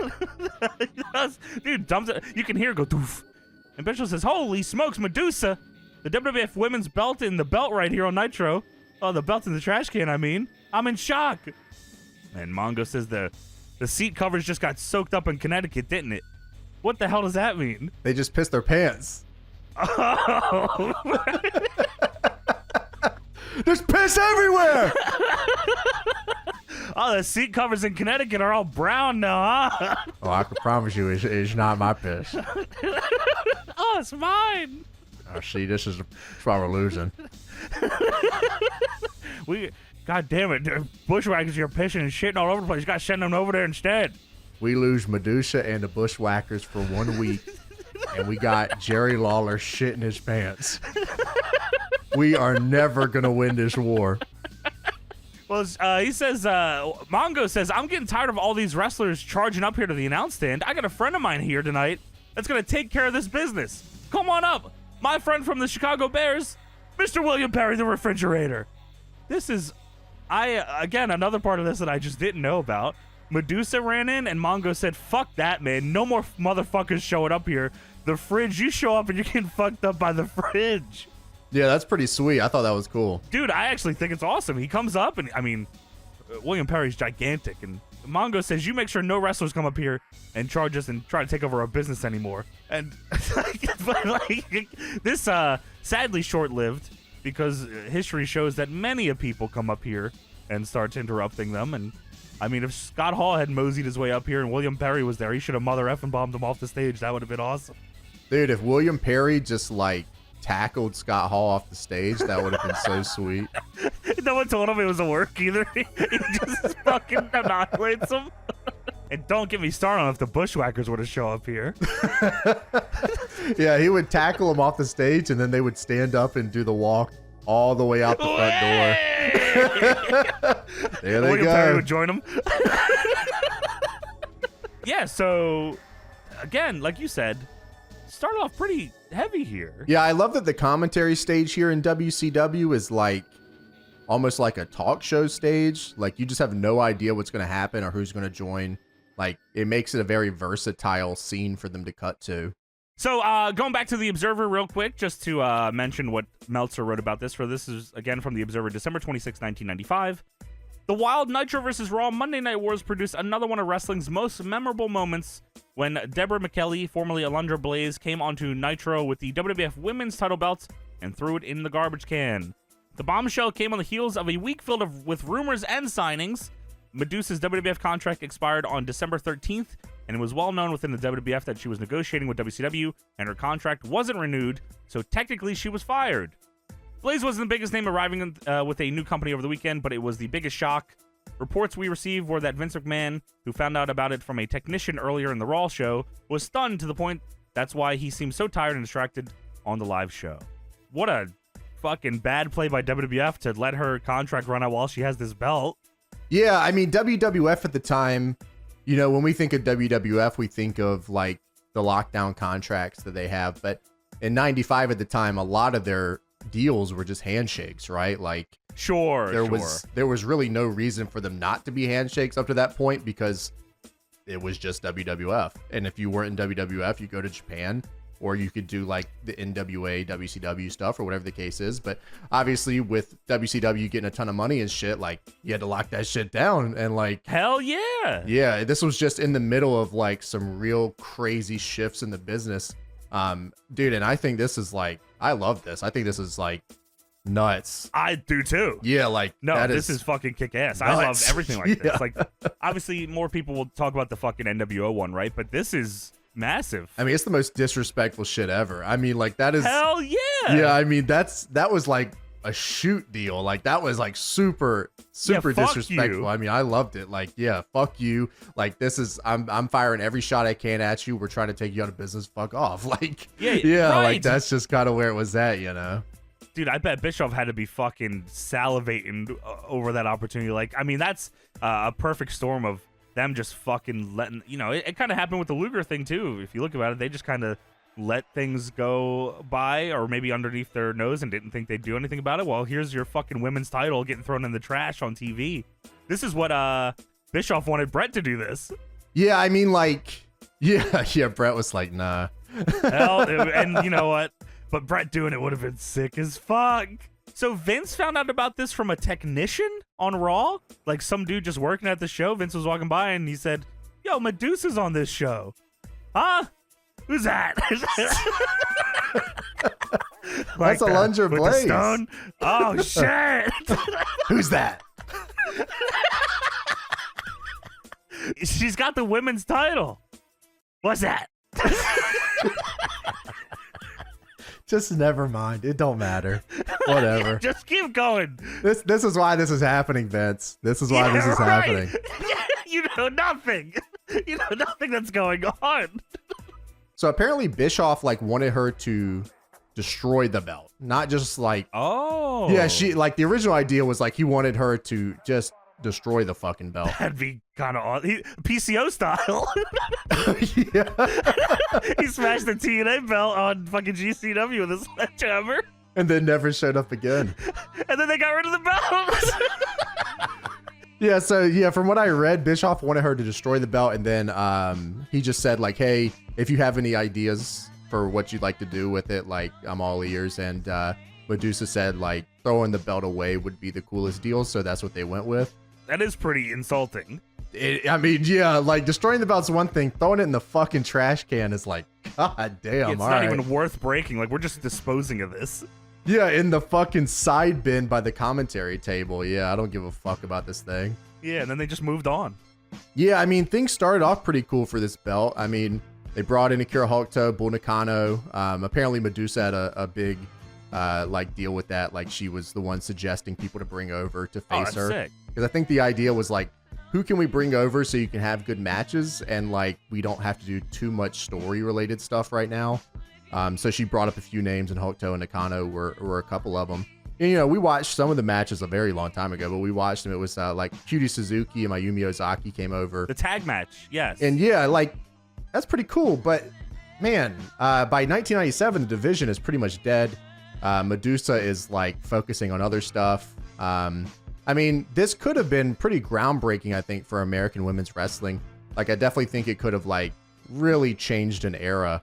Yeah, I mean, I don't know, with how much TV WCW had and like how big of a moment this was, maybe they didn't know how big it was going to be, or maybe, I don't know what they thought. Obviously, I think the big deal was Bischoff just wanted to throw a WWF belt in the trash. I think everything else is secondary, sadly. Yeah, you're right. But yeah, I mean, it really could have kickstarted something really nuts, I think. Like, especially in 95, like, with how much TV WCW ends up having. I mean, between Nitro, Thunder, all their pay-per-views, Saturday night, fucking WCW Worldwide, Clash of WCW Champions, Pro. yada yada. Yeah, I mean, there's just so much television they have. Like, it's kind of dumb that it didn't turn into something huge, honestly. Yeah, it's just, you know, I feel like it could have. I think you made a great point, though, that he, you know, probably was only thinking of the belt and not what we can do to capitalize off of that. It was just, okay, well, what can we do next week to shit on the WWF, and not what can we do with this to capitalize off of what we just did. Yeah, so the first match here on Nitro is Ric Flair versus Eddie Guerrero. Nuts, man. Yeah, Eddie comes out here. Well, Eddie's already out there. He has the singlet tucked into the pants look. He's got the ring jacket. Dry mullet Eddie. Yeah, the red and white kind of singlet, as you mentioned. I believe that's what he wears in one of the WCW games. It might be World Tour, I want to say. Yeah, this is like early Eddie Guerrero in WCW. Super early, yeah. So Flair powders around for a bit here. I do love that Eddie and Rick like use their bodies and their reactions to sell the story here. It's very larger than life is the way I look at it, you know, like being able to tell the story to the guys in the way back just by using your hands and stuff. Like Eddie was specifically very good at playing to the nosebleeds. Dude, Eddie was great at that. Flair was great at that. Hogan notoriously fucking, I mean, Hogan might be the pantomime fucking king, right? Like doing that kind of shit. But Eddie's super young here. I want to say he's like 27 or 28. Flair is 46 here, which, you know, like back then, a 46-year-old Ric Flair on TV, they were saying this guy is a decrepit dinosaur. Now, in 2026, a 46-year-old main eventer is totally cool. Yeah, that's how the time works. Business moves on, you know. 100%. This, by the way, the first singles match ever between Eddie and Ric Flair. Yeah, I think I read that like Ric Flair and Eddie were supposed to have a match at some point, and it just didn't happen. I do remember this, yeah. And then Eddie, I think, beat Brian Pillman or something, so he got his match with Ric Flair, and I think this is it. I don't think they mentioned on commentary, but I think I read it online. No, they just talk about Eddie kind of being an up-and-comer, and, you know, they really put Eddie over as like, oh shit, like everyone kind of loves this guy, he's impressive, and like, you know, everyone sees something in him, and let's see what he can do against a guy like Flair. Eddie whips Flair into the ropes here. He sells and struts with his back to Eddie, and Eddie drop kicks him in the back. Dude, Eddie drop kicks him in the back, and Flair legit Flair flops, like as an actual sell. Eddie drop toe holds Flair. He hair washes him. He slap bumps him and then does Flair's taunt. Dude, does the woo, does the strut. The crowd did not fuck with that. No, actually, they turned their backs to this match, it felt like. They did, like, they were on Eddie's side until he did that. That's just how much power Flair had, man. Everywhere is fucking Horseman country. You do not fuck with Ric Flair. You can, you can show him up. You can be better than him. Don't steal his shit. 4! Eddie is one step ahead of Flair here. He pins him multiple times. Flair kicks out every time till Flair takes over with a chop and hits the knee out of the corner. I love the knee out of the corner, dude. That's fucking fantastic. And on commentary, they're talking about, I guess, what's going on now. One of many years that you can run into them talking about this is potential issues between Sting and his best friend Lex Luger. And they're talking, Sting may or may not join Jimmy Hart's group, and Heenan, of course, thinks that he's going to, and because Luger is in that group right now, and so that's kind of the overarching thing going in the Starrcade is whose side is everybody on? Well, Eddie fights back. He hits a back body drop here, then a tornado DDT on Ric Flair. The tornado DDT on Ric Flair threw me off. I expected to see all the Flair bumps as usual, but him taking a tornado DDT was not on the list of stuff here. Eddie follows up here with a Rana off the ropes for a 2, and the crowd is just not biting on this. I know, man. He shouldn't have fucked with Flair's hair and stole his shit, man. Like, disrespecting a legend here. Though, I will say, was fucking super surprised, dude, that Flair was like cool to take that kind of Rana, because it was like Eddie's, grab the hand, run up the ropes, take a Rana, which just seemed pretty nuts for 95. Eddie goes to the top rope here, but Flair hits the ropes and Eddie falls off the top all the way to the floor on his feet. Dude, yeah, and he starts selling his knee. I mean, if he was actually hurt here, I would not be surprised, because going just straight down on your fucking feet from the top is gnarly. Yeah, the Macho Man does it every match. And that's why I'm the world champion. It is what it is. With Eddie's knee now compromised, Flair just starts beating his ass until he locks in the figure 4 leg lock. Dude, he, on the outside, he's running his fucking leg into the rail. He's running, kicking the shit out of it. Gets the figure 4 in, and Flair, of course, being the bastard that he is, climbs up the ropes with his hands to add the damn pressure. Yeah, I love that he was using the ropes as Pee-wee is asking Eddie if he gives up, and Eddie just defiantly screams no until he eventually passes out. I thought that was awesome, and I could not believe it that I am seeing a Ric Flair figure 4 that ends in the pinfall. Yep, we get the pinfall via figure 4 leg lock, and Ric Flair picks up the win against Eddie Guerrero. I actually thought it was a cool finish. I like that a lot. And Arn Anderson comes out here. He's celebrating with Flair, and Flair celebrates by yelling "woo," hitting the ropes, and then running and stomping Eddie Guerrero on the head. Yeah, Mean Gene gets pissed off. He says, "You better stop, or I'll stop this interview right now." I thought that was fucking so awesome, dude. 2 of the 4 horsemen. Arn Anderson, hey, knock it off. Ric Flair, I'll cut this interview down right now.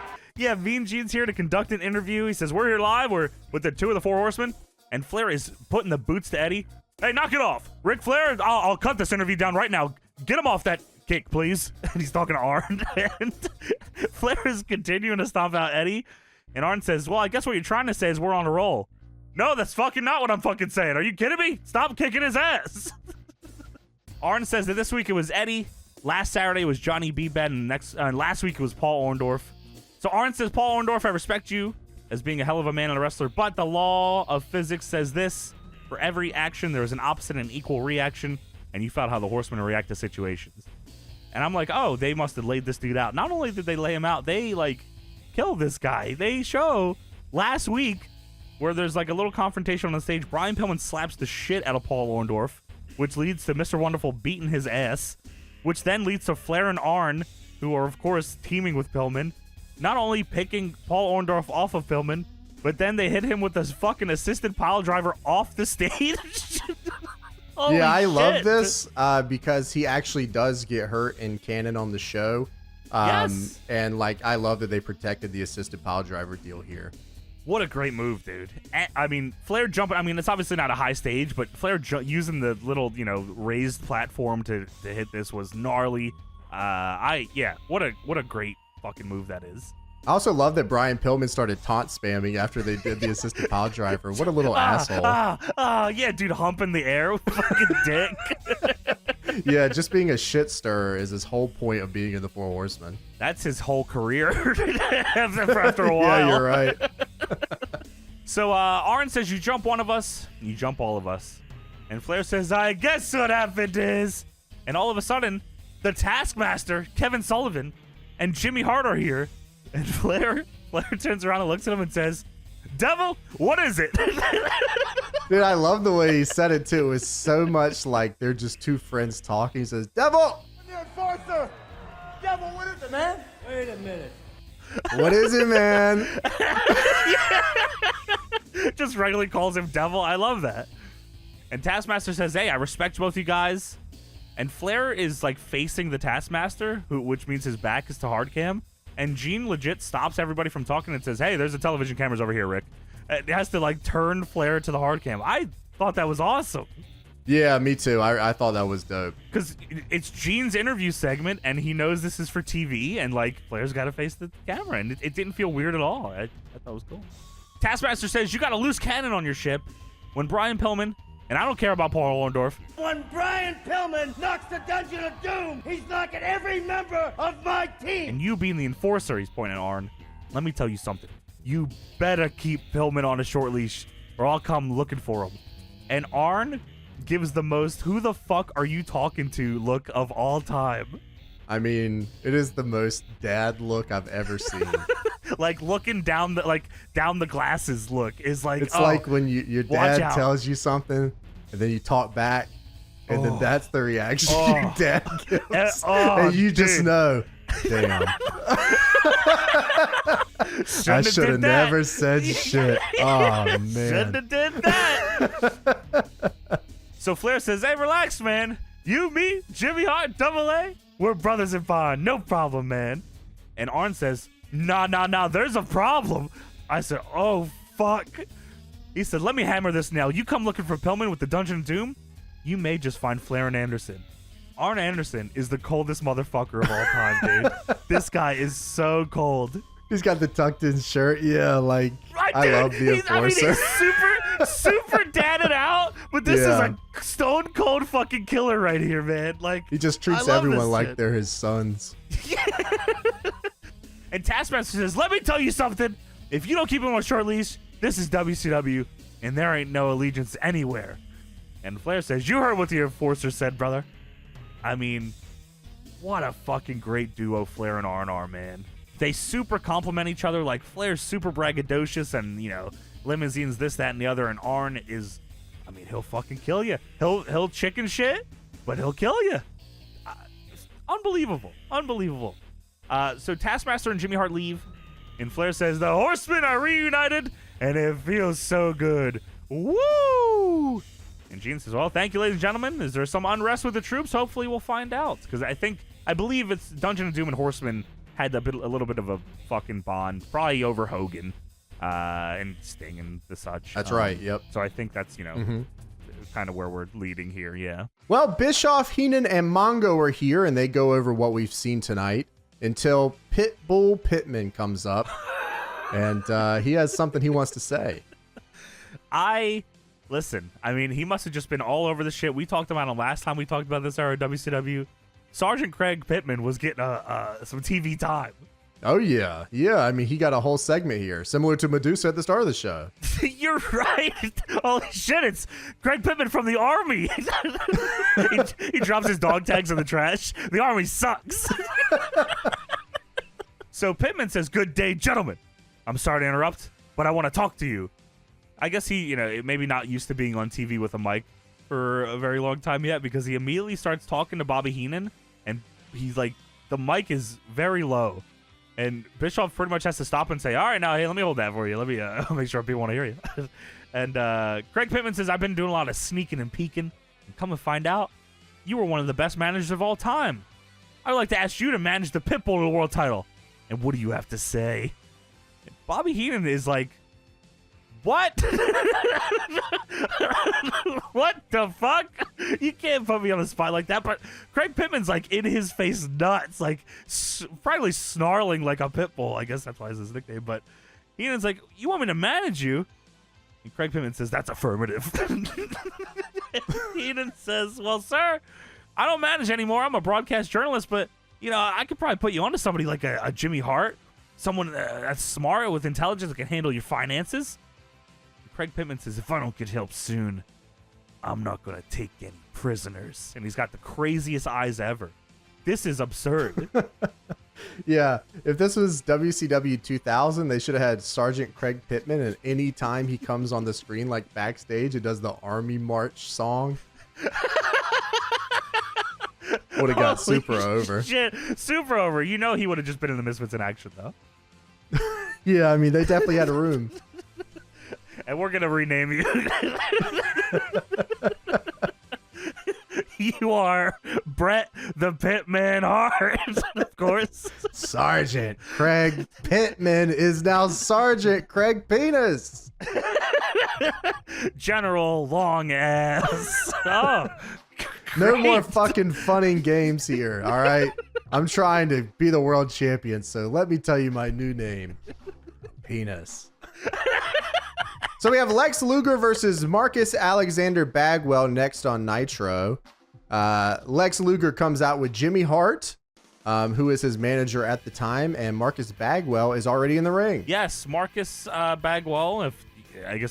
Maybe you don't know, this is Buff Bagwell. but he's still in the American males, and he's just a blue chipper here. Jimmy Hart, of course, is out here with one of his many jackets. This one just happens to have Lex Luger airbrushed on the back of it. Yeah, his whole bag, his whole carry-on is just jackets. I think that is awesome. That's old school. Yeah, dude. Like, he had hey, one dude, we for need to every check your guy. carry-on. Sure. So what are these? My jackets? What's the total package, Daddy? Well, actually, it's 1995. They're not checking anything. Matter of fact, sir, just go Holy- ahead. Yeah, why are you even stopping to talk to me? I'm punching you in the head. Are you kidding me? You'll need to check my bag? Nah. But I have a bomb in there. I don't believe you. He's on the megaphone in the middle of an airport in 1995 yelling, I have a bomb. I have a bomb, Daddy. Yeah, can you fucking get going? We got to get on this Yeah, flight. just get on the flight, man. Bischoff says we're counting down to Starrcade. When someone is going to get a shot at the world title, is going to be the Giant or Ric Flair as champion. Regardless of who wins tonight, Flair has a shot at the title next week. And, of course, at the pay-per-view, it's going to be, I think is it Sting, Flair, and Luger in a three-way? And the winner gets a world title shot. The triangle match is what they call it. I'm sorry. Okay. Not a triple dance. No, not a triple dance, three-way dance, triple threat, anything else you want to call it. It's a triangle match, which they have not explained the rules for. There are no rules in the triangle. Holy shit. That's what Pac said. No, I think he said Triangulo de la Muerte or something.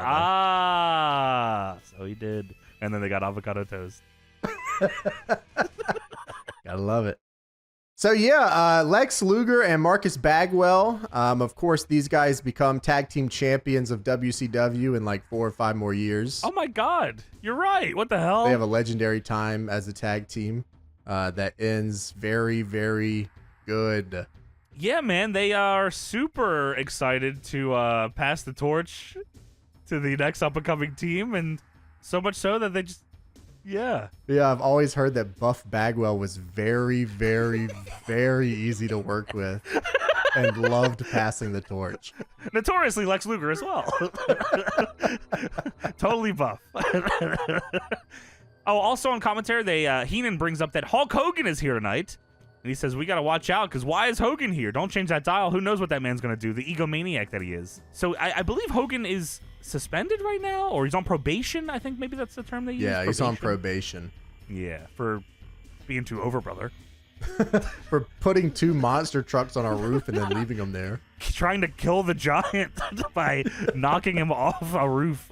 So Bagwell drop kicks Luger off the apron here, and Jimmy Hart with his megaphone is out there, and Lex Luger's pissed. He goes over to him, and Jimmy Hart says, "He can't do that to you, Daddy. Come on."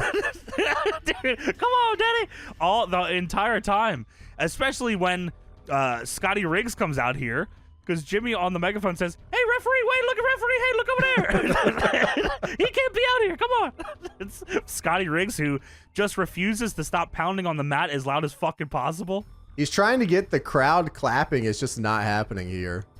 Nah, man, come on. They want to see the fucking rack. Are you kidding me?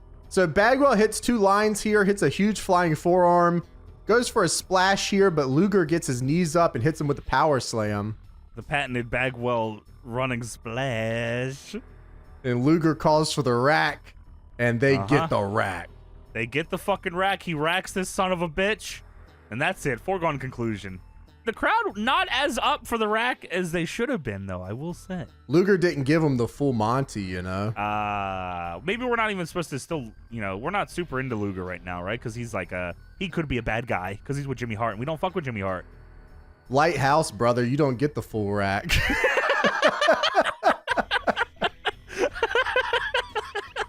So Jimmy Hart gets on the apron to celebrate and says, "Look at that, baby."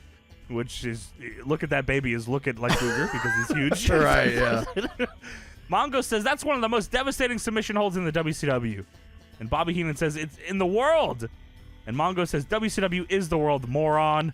And Heenan says, I know that, moron. Just Heenan and Mongo bickering is very, very fun. Yeah, so Lex Luger, the uncrowned WCW champion of the world. I guess he's going to get that title shot in that triangle deal. And yeah, I mean, he's been trading in his humanity here. He's teaming with Jimmy Hart. You know what I mean? Like Piece of Sting's shit. pissed. You know. Yeah, so Mean Gene is here to ask Luger about this, James, and Gene says, Macho Man's gonna defend the title against the Giant tonight. Lex Luger, Jimmy Hart. So it's the match you're gonna be watching. And Jimmy Hart says, Lex Luger's the uncrowned WCW World Champion. And Gene says, I don't know about that. The fuck? What do you not know about? Well, this shit sounds ridiculous, Jimmy. Gino, where are the hamburgers? Where are the hamburgers, baby? Well, Jimmy, you know damn well there are plentiful hamburgers backstage. Well, hot damn, Daddy, what am I talking to you for? Come on, Lex. There's hamburgers backstage, Daddy. All right, Bischoff, back to you. Thank you, Gina. Well, Luger does say he is the uncrowned heavyweight champion. He says, I want you to see a piece of footage of exactly why I'm the uncrowned champion. We don't see that. We don't see that ever. Yeah, don't need to. What the fuck? He could be lying, James. What the fuck? He said Macho Man was in the rack and he had him submit and then he gave up and then he pinned him. I didn't see any of this. You just taking Lex Luger's word for it? Got to, he's the uncrowned WCW champion of the world. Well, I never thought of it like that. Yeah. I guess you're right. Like that. I'm thinking about it. Right after one of these Mean Gene hamburgers, baby. Oh, they're good, Daddy. Put cheese on Lex Luger's. I don't want cheese. Don't put any cheese on Lex Luger's, Daddy. No carbs. How about a pickle? Keep the bun, Gino. And goddamn, I can't believe my eyes. We have Sting versus Earl Robert Eaton da Pussy up next. Earl Pussy is up next? Holy shit. Yes. Dude, they show the up next for that, and for some reason, Heenan just needs to get something in right at the going dark to commercial. They say that, we're going to commercial, and Heenan says, tally ho. Yeah, it's like dissolving out. Tally ho. Tally ho. All right. Fucking William Perry's going to come over and start kicking your ass. You better relax. They should have done that more like Mongo says William Perry's like looking at him or something. Yeah, I know. Yeah, so next up we have Earl Robert Eaton with Jeeves versus Sting. Wow. I love Earl Robert This Eaton. is the greatest day of my life. Dude, like, this is fantastic. Jeeves, first of all, by the way, just in case you were wondering, Jeeves at one point was Wildcat Willie. He was the guy under the mascot. That's funny. Now Wow. he is Jeeves. Yeah, And, now he's British. Yeah, and Earl Robert Eaton is British, and he likes British pussy. Minge. Right. Robert Eaton to Minge. Earl Robert Eaton the Minge. With Jeeves. Ask Jeeves about my wiener. So fucking Bobby Heenan says, "Look at Jeeves, the gentleman for the Earl of Eaton." And Bischoff says, "Oh, he looks like a Q-tip." Yeah, if you're not asking where the hell's Jeeves, you're doing this all wrong. Like this is one of the key factors to this gimmick. He's, he really How British brings it can all you be together. without Jeeves? This is what England looks like at all times. Everyone's got a Jeeves. Can anyone from England confirm or deny? Deny it, and we're gonna fucking yell at you. So yeah, Heenan says, "Look at Jeeves," and Bischoff says he looks like a Q-tip. And Heenan says they treat their people well in England. That's Jeeves. And Bischoff says, "Jeeves? The heck kind of," he said, almost says like The Rock. Jeeves? Which, Dude, wow. Earl Robert Eaton going to Raw with Jeeves. He would, yeah. In my brain, Earl Robert Eaton with Jeeves would have had the same reaction as Chris Jericho making his debut on Raw. And it would have just been in the same situation. So Earl Robert Eaton comes out with Jeeves on the stage. Huge and pop, by the way, Eaton though. goes to the mic, and The Rock says, "Who in the blue hell are you?" And he goes to talk. It doesn't matter who you are. Well, what about my boy here? Yeah, what is your friend's name? Well, that's Jeeves. Who? Jeeves. Jeeves? Jeeves. I'm going to tell you what to do with that hat. No. Yeah, Jeeves, you take that hat. No. Yeah. Please. Yeah. No, go on. Anything with that. You can take that hat. Yeah. He's just constantly readjusting his belt. Yep. Yeah. We're going to take that hat right there. Yeah. You going to turn that son of a bitch sideways? Mm-hmm. Oil it up. Yeah, Oil it up.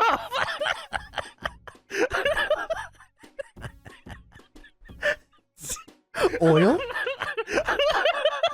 Oil Jeeves. Oh, Oil the hat. a lot of instructions. Rock. And stick that hat straight up your candy ass if you smell. No! With a rock. Yeah. Is cooking. That would have been great if they gave Earl Robert Eaton the same kind of steez they gave Jericho. That would have changed history, I think. That's how it was supposed to go, yeah. That sucks. The contracts get you every time. Yeah, very similar to the Bushwhackers deal. So Sting comes out and he says, yeah. Dude, Sting is super fired the fuck up. He looks fucking great too, by the way. And he's in the Deadlock colors. Yeah, I love this attire with the scorpion on the side. Yeah, it's kick-ass. So Earl Robert Eaton takes an arm drag and a monkey flip from Sting. And I love that his default stance is the arm behind the back England style. That's the true telling of somebody that's from England. It's the arm behind the back. So Sting gets distracted by the crowd doing the wave or something. I don't know what happened here. I think they just fucking had enough of this match immediately, which is odd. They didn't do anything. Yeah, I think they're just having some fun. You know, it's probably been a long show. It's been about 40 minutes. Sting wasn't ignoring it though. He kind of was joining them in on it. Yeah, Sting gets distracted by the crowd doing the wave, and then Eaton uses his closed fist and cuts him off. Punches him in the face. He uses a throat slice. I mean, just healing on this dude, really. Dude, yeah, I thought he was like punching him in his forehead or whatever. Yeah, punched him in the neck. Sting fights up out of a hold, but Eaton hits him with a backbreaker. Bobby Eaton goes up to the top, and he looks for the King Kong knee, but Sting misses. Or I'm sorry, he misses Sting. Yes, I mean, Sting misses his knee. Sting misses and gets hit right on the top of his head. Yeah, Robert, I don't want to disrespect him. He, King Kong knee and missing has to feel like shit. So yeah, man, Sting, he gets right up, he hits the Stinger splash, locks in the Scorpion Deathlock, and he picks up the win on Earl Robert Eaton. Which is fucking bullshit. I mean, really stopping this guy's momentum before he even gets a chance to start. I mean, Jeeves better have an answer to this next week. He should blow Sting's car up. Oh, wow, that would be nuts. So I mean, I think we should really escalate some shit here. So Sting, who has a world title deal at Starrcade, has his car blown up by Jeeves. I mean, if you're going to be the focal point of the company, everybody's going to be coming for you, you know? So Jeeves... Yep. Yeah. Yeah. That's about it. That's about sums it up. Jeeves has a car bomb. Yeah. Brought it on the plane with him, which is okay. No TSA in 95. We make shit happen. Yeah. Yeah. So Mean Gene is here with Sting, and Sting says he will become a 6-time world champion at Starrcade. Dude, he is super fired up. He's a great promo, first of all. Yeah, I mean, he's already a 5-time fucking champion. That feels like a lot, but, you know, I guess he has been around for a minute. Yeah, he was the focal point of WCW for a minute before they did Nitro.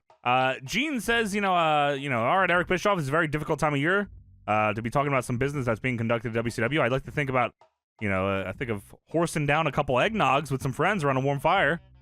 Anyway, Sting, I guess I got to talk to you. Sting, watch out for Jeeves. I heard he just learned how to make a car bomb. What? Anyways, we have Starrcade coming up here on Tuesday or Wednesday, I don't remember. And Harley doesn't know either. what's the deal with Starrcade? Yeah, Sting says the entire world knows what he thinks of Flair, but he will not forget what he did to those, little kids out there. And there's someone that keeps trying to raise their kid into the air to block the hard cam shot. Fucking asshole. And Sting says, but now my best friend, the total package, I'm a little miffed, Mean Gene. My best friend's comments about going through all the talent here in WCW, as if the Stinger's not even here. All I gotta say is I've been World Heavyweight Champion on 5 different occasions, and I would love to make it 6, Mean Gene. 6 times! And he fires up, the crowd fires up, and Gene says, oh, thank you very much. Maybe Lex Luger and Sting can talk it over some eggnog over this holiday season. I'd love to have some eggnog right now and be drunk and not be talking to Sting. All right, I don't know what's up with that guy, but we got the Giant versus Macho Man up next. The Giant. Crazy graphic for these two, dude. Yeah, I love how the Giant, early Giant, is portrayed on this show. And I also love that every time he makes his entrance, he's green. He is super green, and he's green in the ring too, brother. Halloween Havoc 1999 is available tomorrow at video stores everywhere. Holy shit, 1999? Holy fuck. Halloween Havoc 1995 is available tomorrow at video stores everywhere. Halloween Havoc 1999 would fuck these dudes' heads up crazy in 1995. They'd be like, what the fuck happened here? Yeah, this was the Havoc with the monster trucks on the roof. Yes. And the Yeti. Dude, legendary. You can't beat that. Fucking Yeti, man. Yeah, no, shit is fucking awesome. That's available at stores everywhere tomorrow, as you said. The cover of the VHS here looks like Hogan has 3 fingers on one of his hands. That is fucking crazy. Whose fucking hands are these? That's Hulk Hogan's. No way! Are they supposed to be the Giant's hands, but on Hulk Hogan's? That's what I was thinking. That's what it looks like, but they also got fucking the Giant as Frankenstein on the back, doing the Frankenstein pose. Dude, holy shit, Frankenstein! So now it's time for the main event. The Giant with Kevin Sullivan and Jimmy Hart versus Macho Man Randy Savage for the WCW World Heavyweight Championship. Yeah, Giant comes out, like you said, all green lighting with Jimmy Hart and the Taskmaster, and Mongo says, 2 weasels and a big stinky giant. Well, why's it gotta be stinky? Well, just look at him.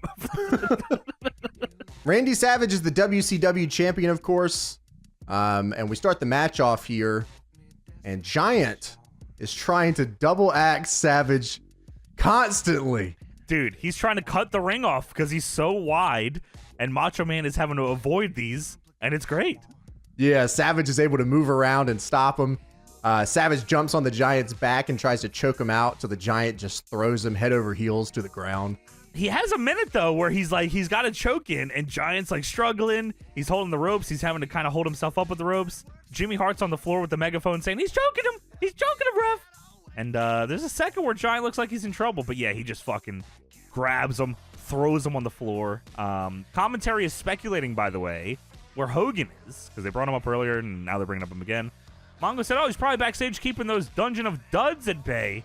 And Heenan says, oh, I think I saw him get here early. I think he works here. He parks here from 5 to 7.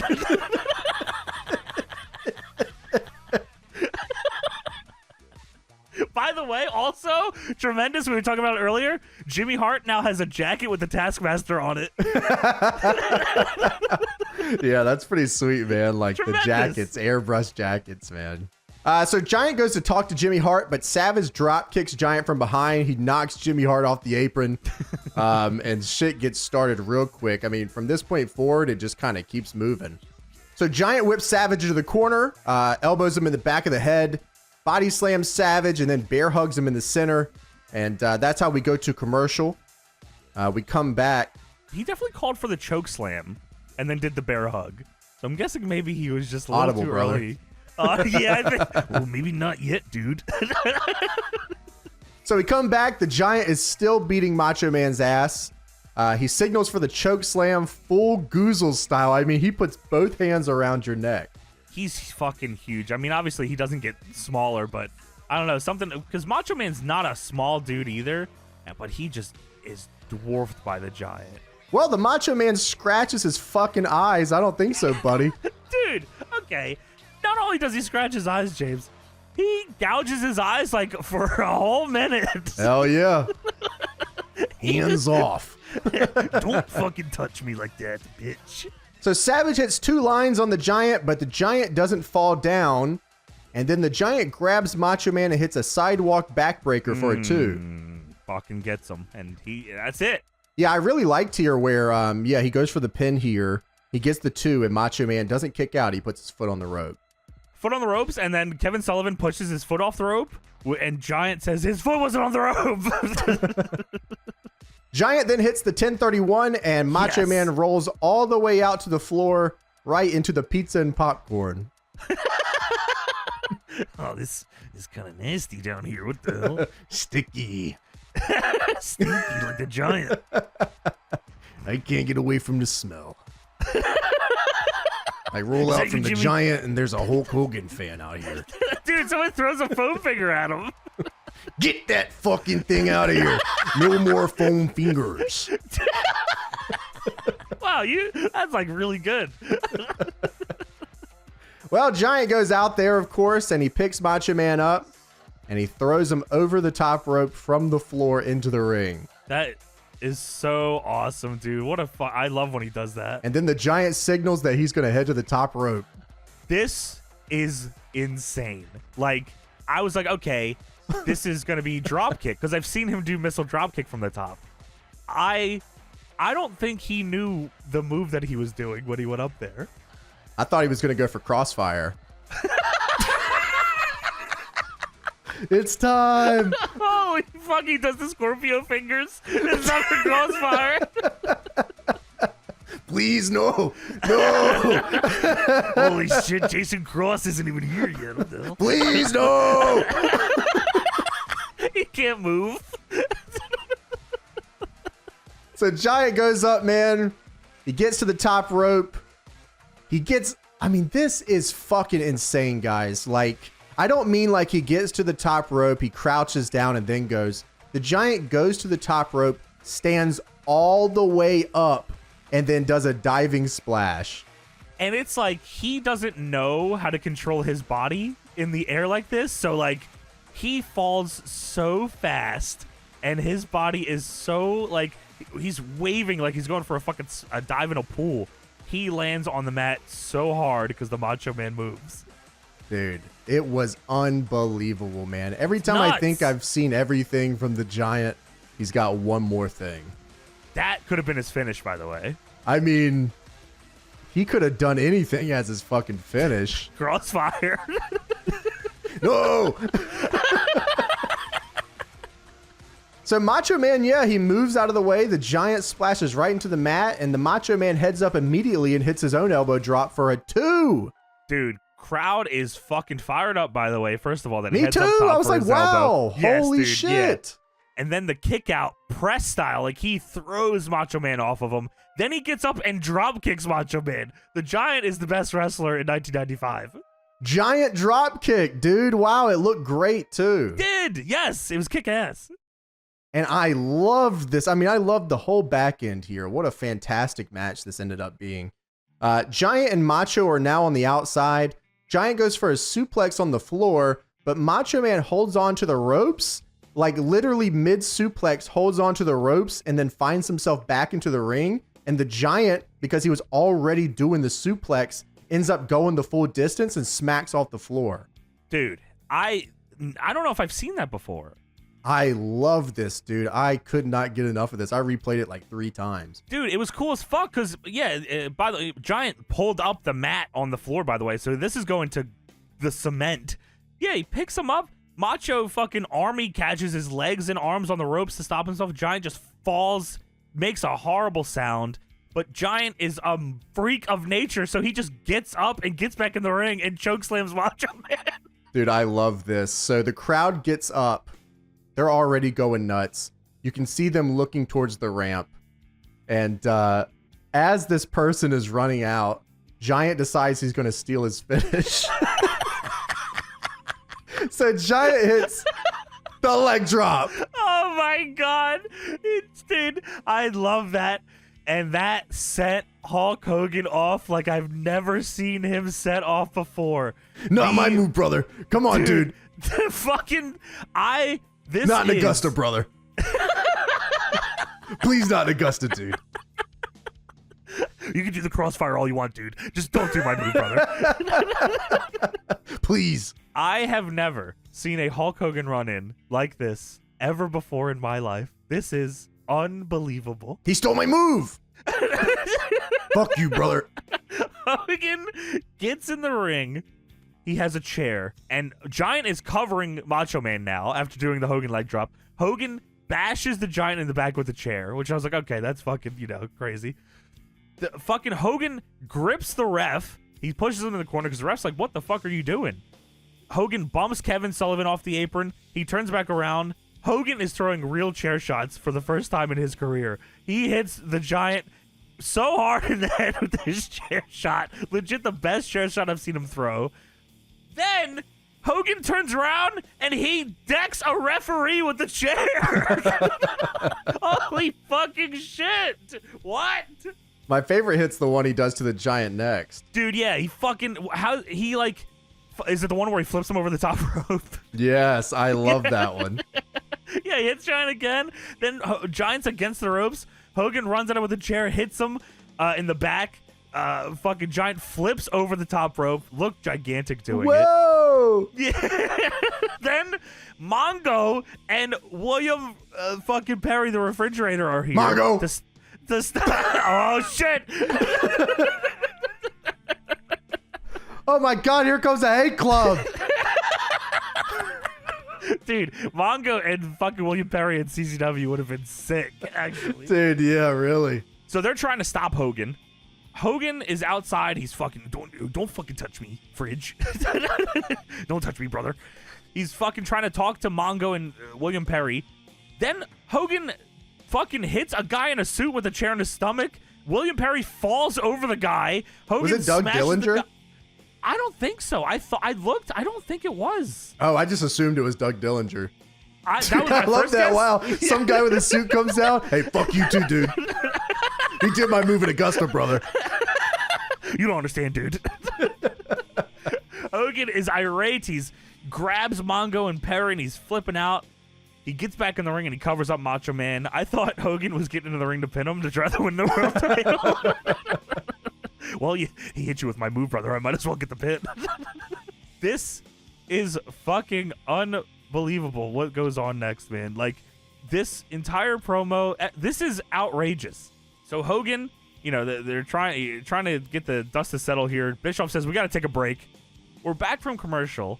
Mean Gene is here now because, of course, Mean Gene needs to get the scoop. Gene's in the ring with Hogan and Macho Man. Hogan's holding the chair still, and Gene says, Giant, you nailed him. You nailed part of the security people. Hulk Hogan, you may have bit off a bit more than you could chew, because I personally think you risked the chance of being suspended. And Hogan says, well, there's a lot of people on probation, brother. That's just like a general statement about America. Ric Flair gets a title match. The Giant gets a title match. What about Hulk Hogan? What about Raven? What about Scotty? My good brother Scotty. There's a lot of people on probation, brother. The bushwhackers can't even come here, dude. So Hogan says, like the Macho Man says, what it is what it is. Hey, are you fucking kidding me? I know I didn't just hear you say that, Hogan. You gotta be fucking kidding me right now. Not here, not in Augusta. He's in the aisle and he's being held back by the Taskmaster and, of course, Sergeant Craig Pitman.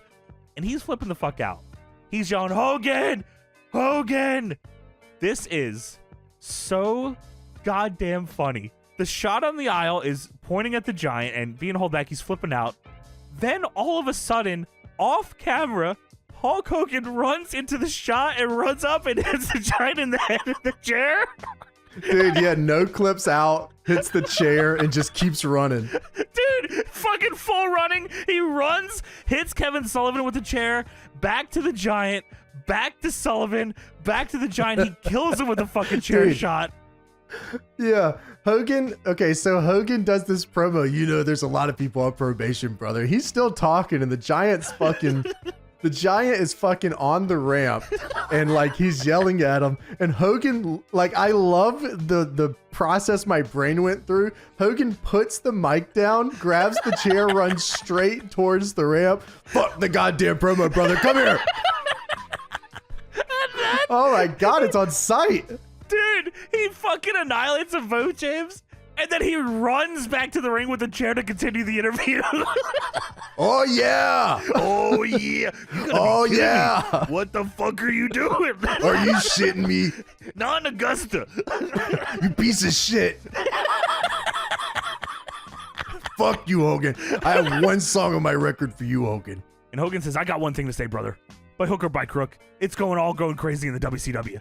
And like I said before, brother, you're the heavyweight champion of the world. He's pointing the Macho Man. And I'm sick of this probation stuff. Just in America. My name, Hulk Hogan, is on the belt, dude. The little maniac's been training, saying their prayers and eating their vitamins. And you know, brother, you owe me a title shot.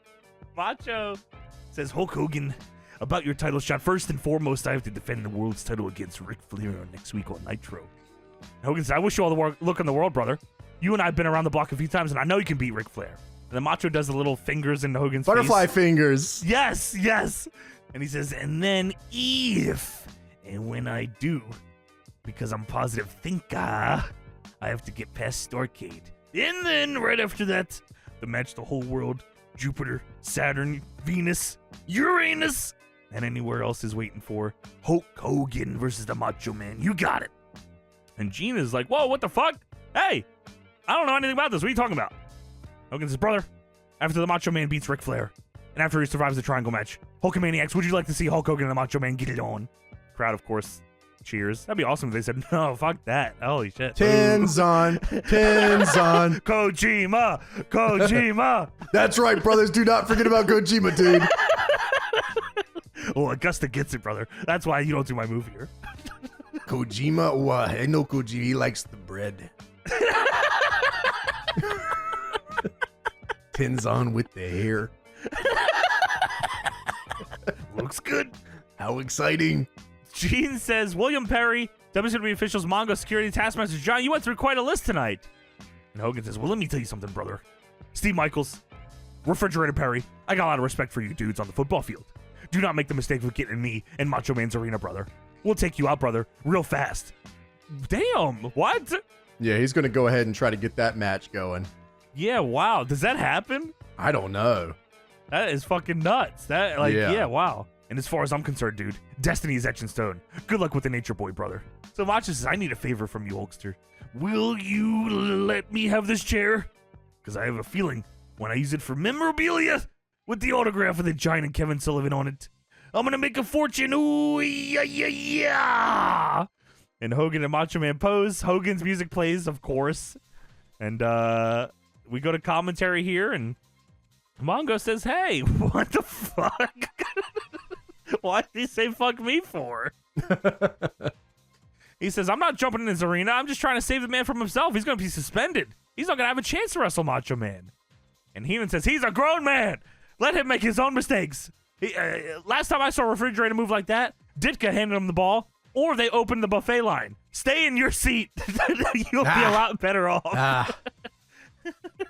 Yeah, Mongo blows him off. And Bischoff said, hey, that's going to get you in trouble. Perry hears that. And he says, oh, I'll knock him out. So Bischoff talks about next week on Nitro. Macho Man defends the title against Nature Boy. We'll have more talk about the World Cup of Wrestling at Starrcade with the Superstars of WCW facing the Superstars of New Japan. The Triangle match for a shot at the World title. For Mongo, for Refrigerator Perry, for Bobby the Brain Heenan, and Pepe. Can't forget you, little guy. We'll see you next week for WCW Monday Nitro. This is a great fucking show. Yeah, dude, I really enjoyed this show a lot. Super easy to digest. Like, everything fucking made sense. A lot of build to Starrcade here. We got some fun matches. I mean, the craziest Hulk Hogan run-in I've ever witnessed in my life. Run in and then run out and then run back in. I've never seen such a thing. Yeah, really. Fucking completely absurd. Giant and Macho Man had a fun match before Hogan had to get involved. That's probably the story of their lives. Yeah, man, I really enjoyed this episode. Well, that is it for WCW Monday Nitro, December 18th, 1995. Well, thank you all so much for signing up. Make sure to continue to do so if you haven't already. Patreon.com/deadlockpw. And that is it for the main event, and that is it for our show. Thank you so much for joining us, everybody. Make sure to check us out, as I said, patreon.com/deadlockpw. Hundreds of hours of exclusive content waiting for you, and make sure to check out the Deadlock Podcast After Show. The show continues on over at patreon.com/deadlockpw. And we'll be back next week for another edition of the Deadlock Podcast.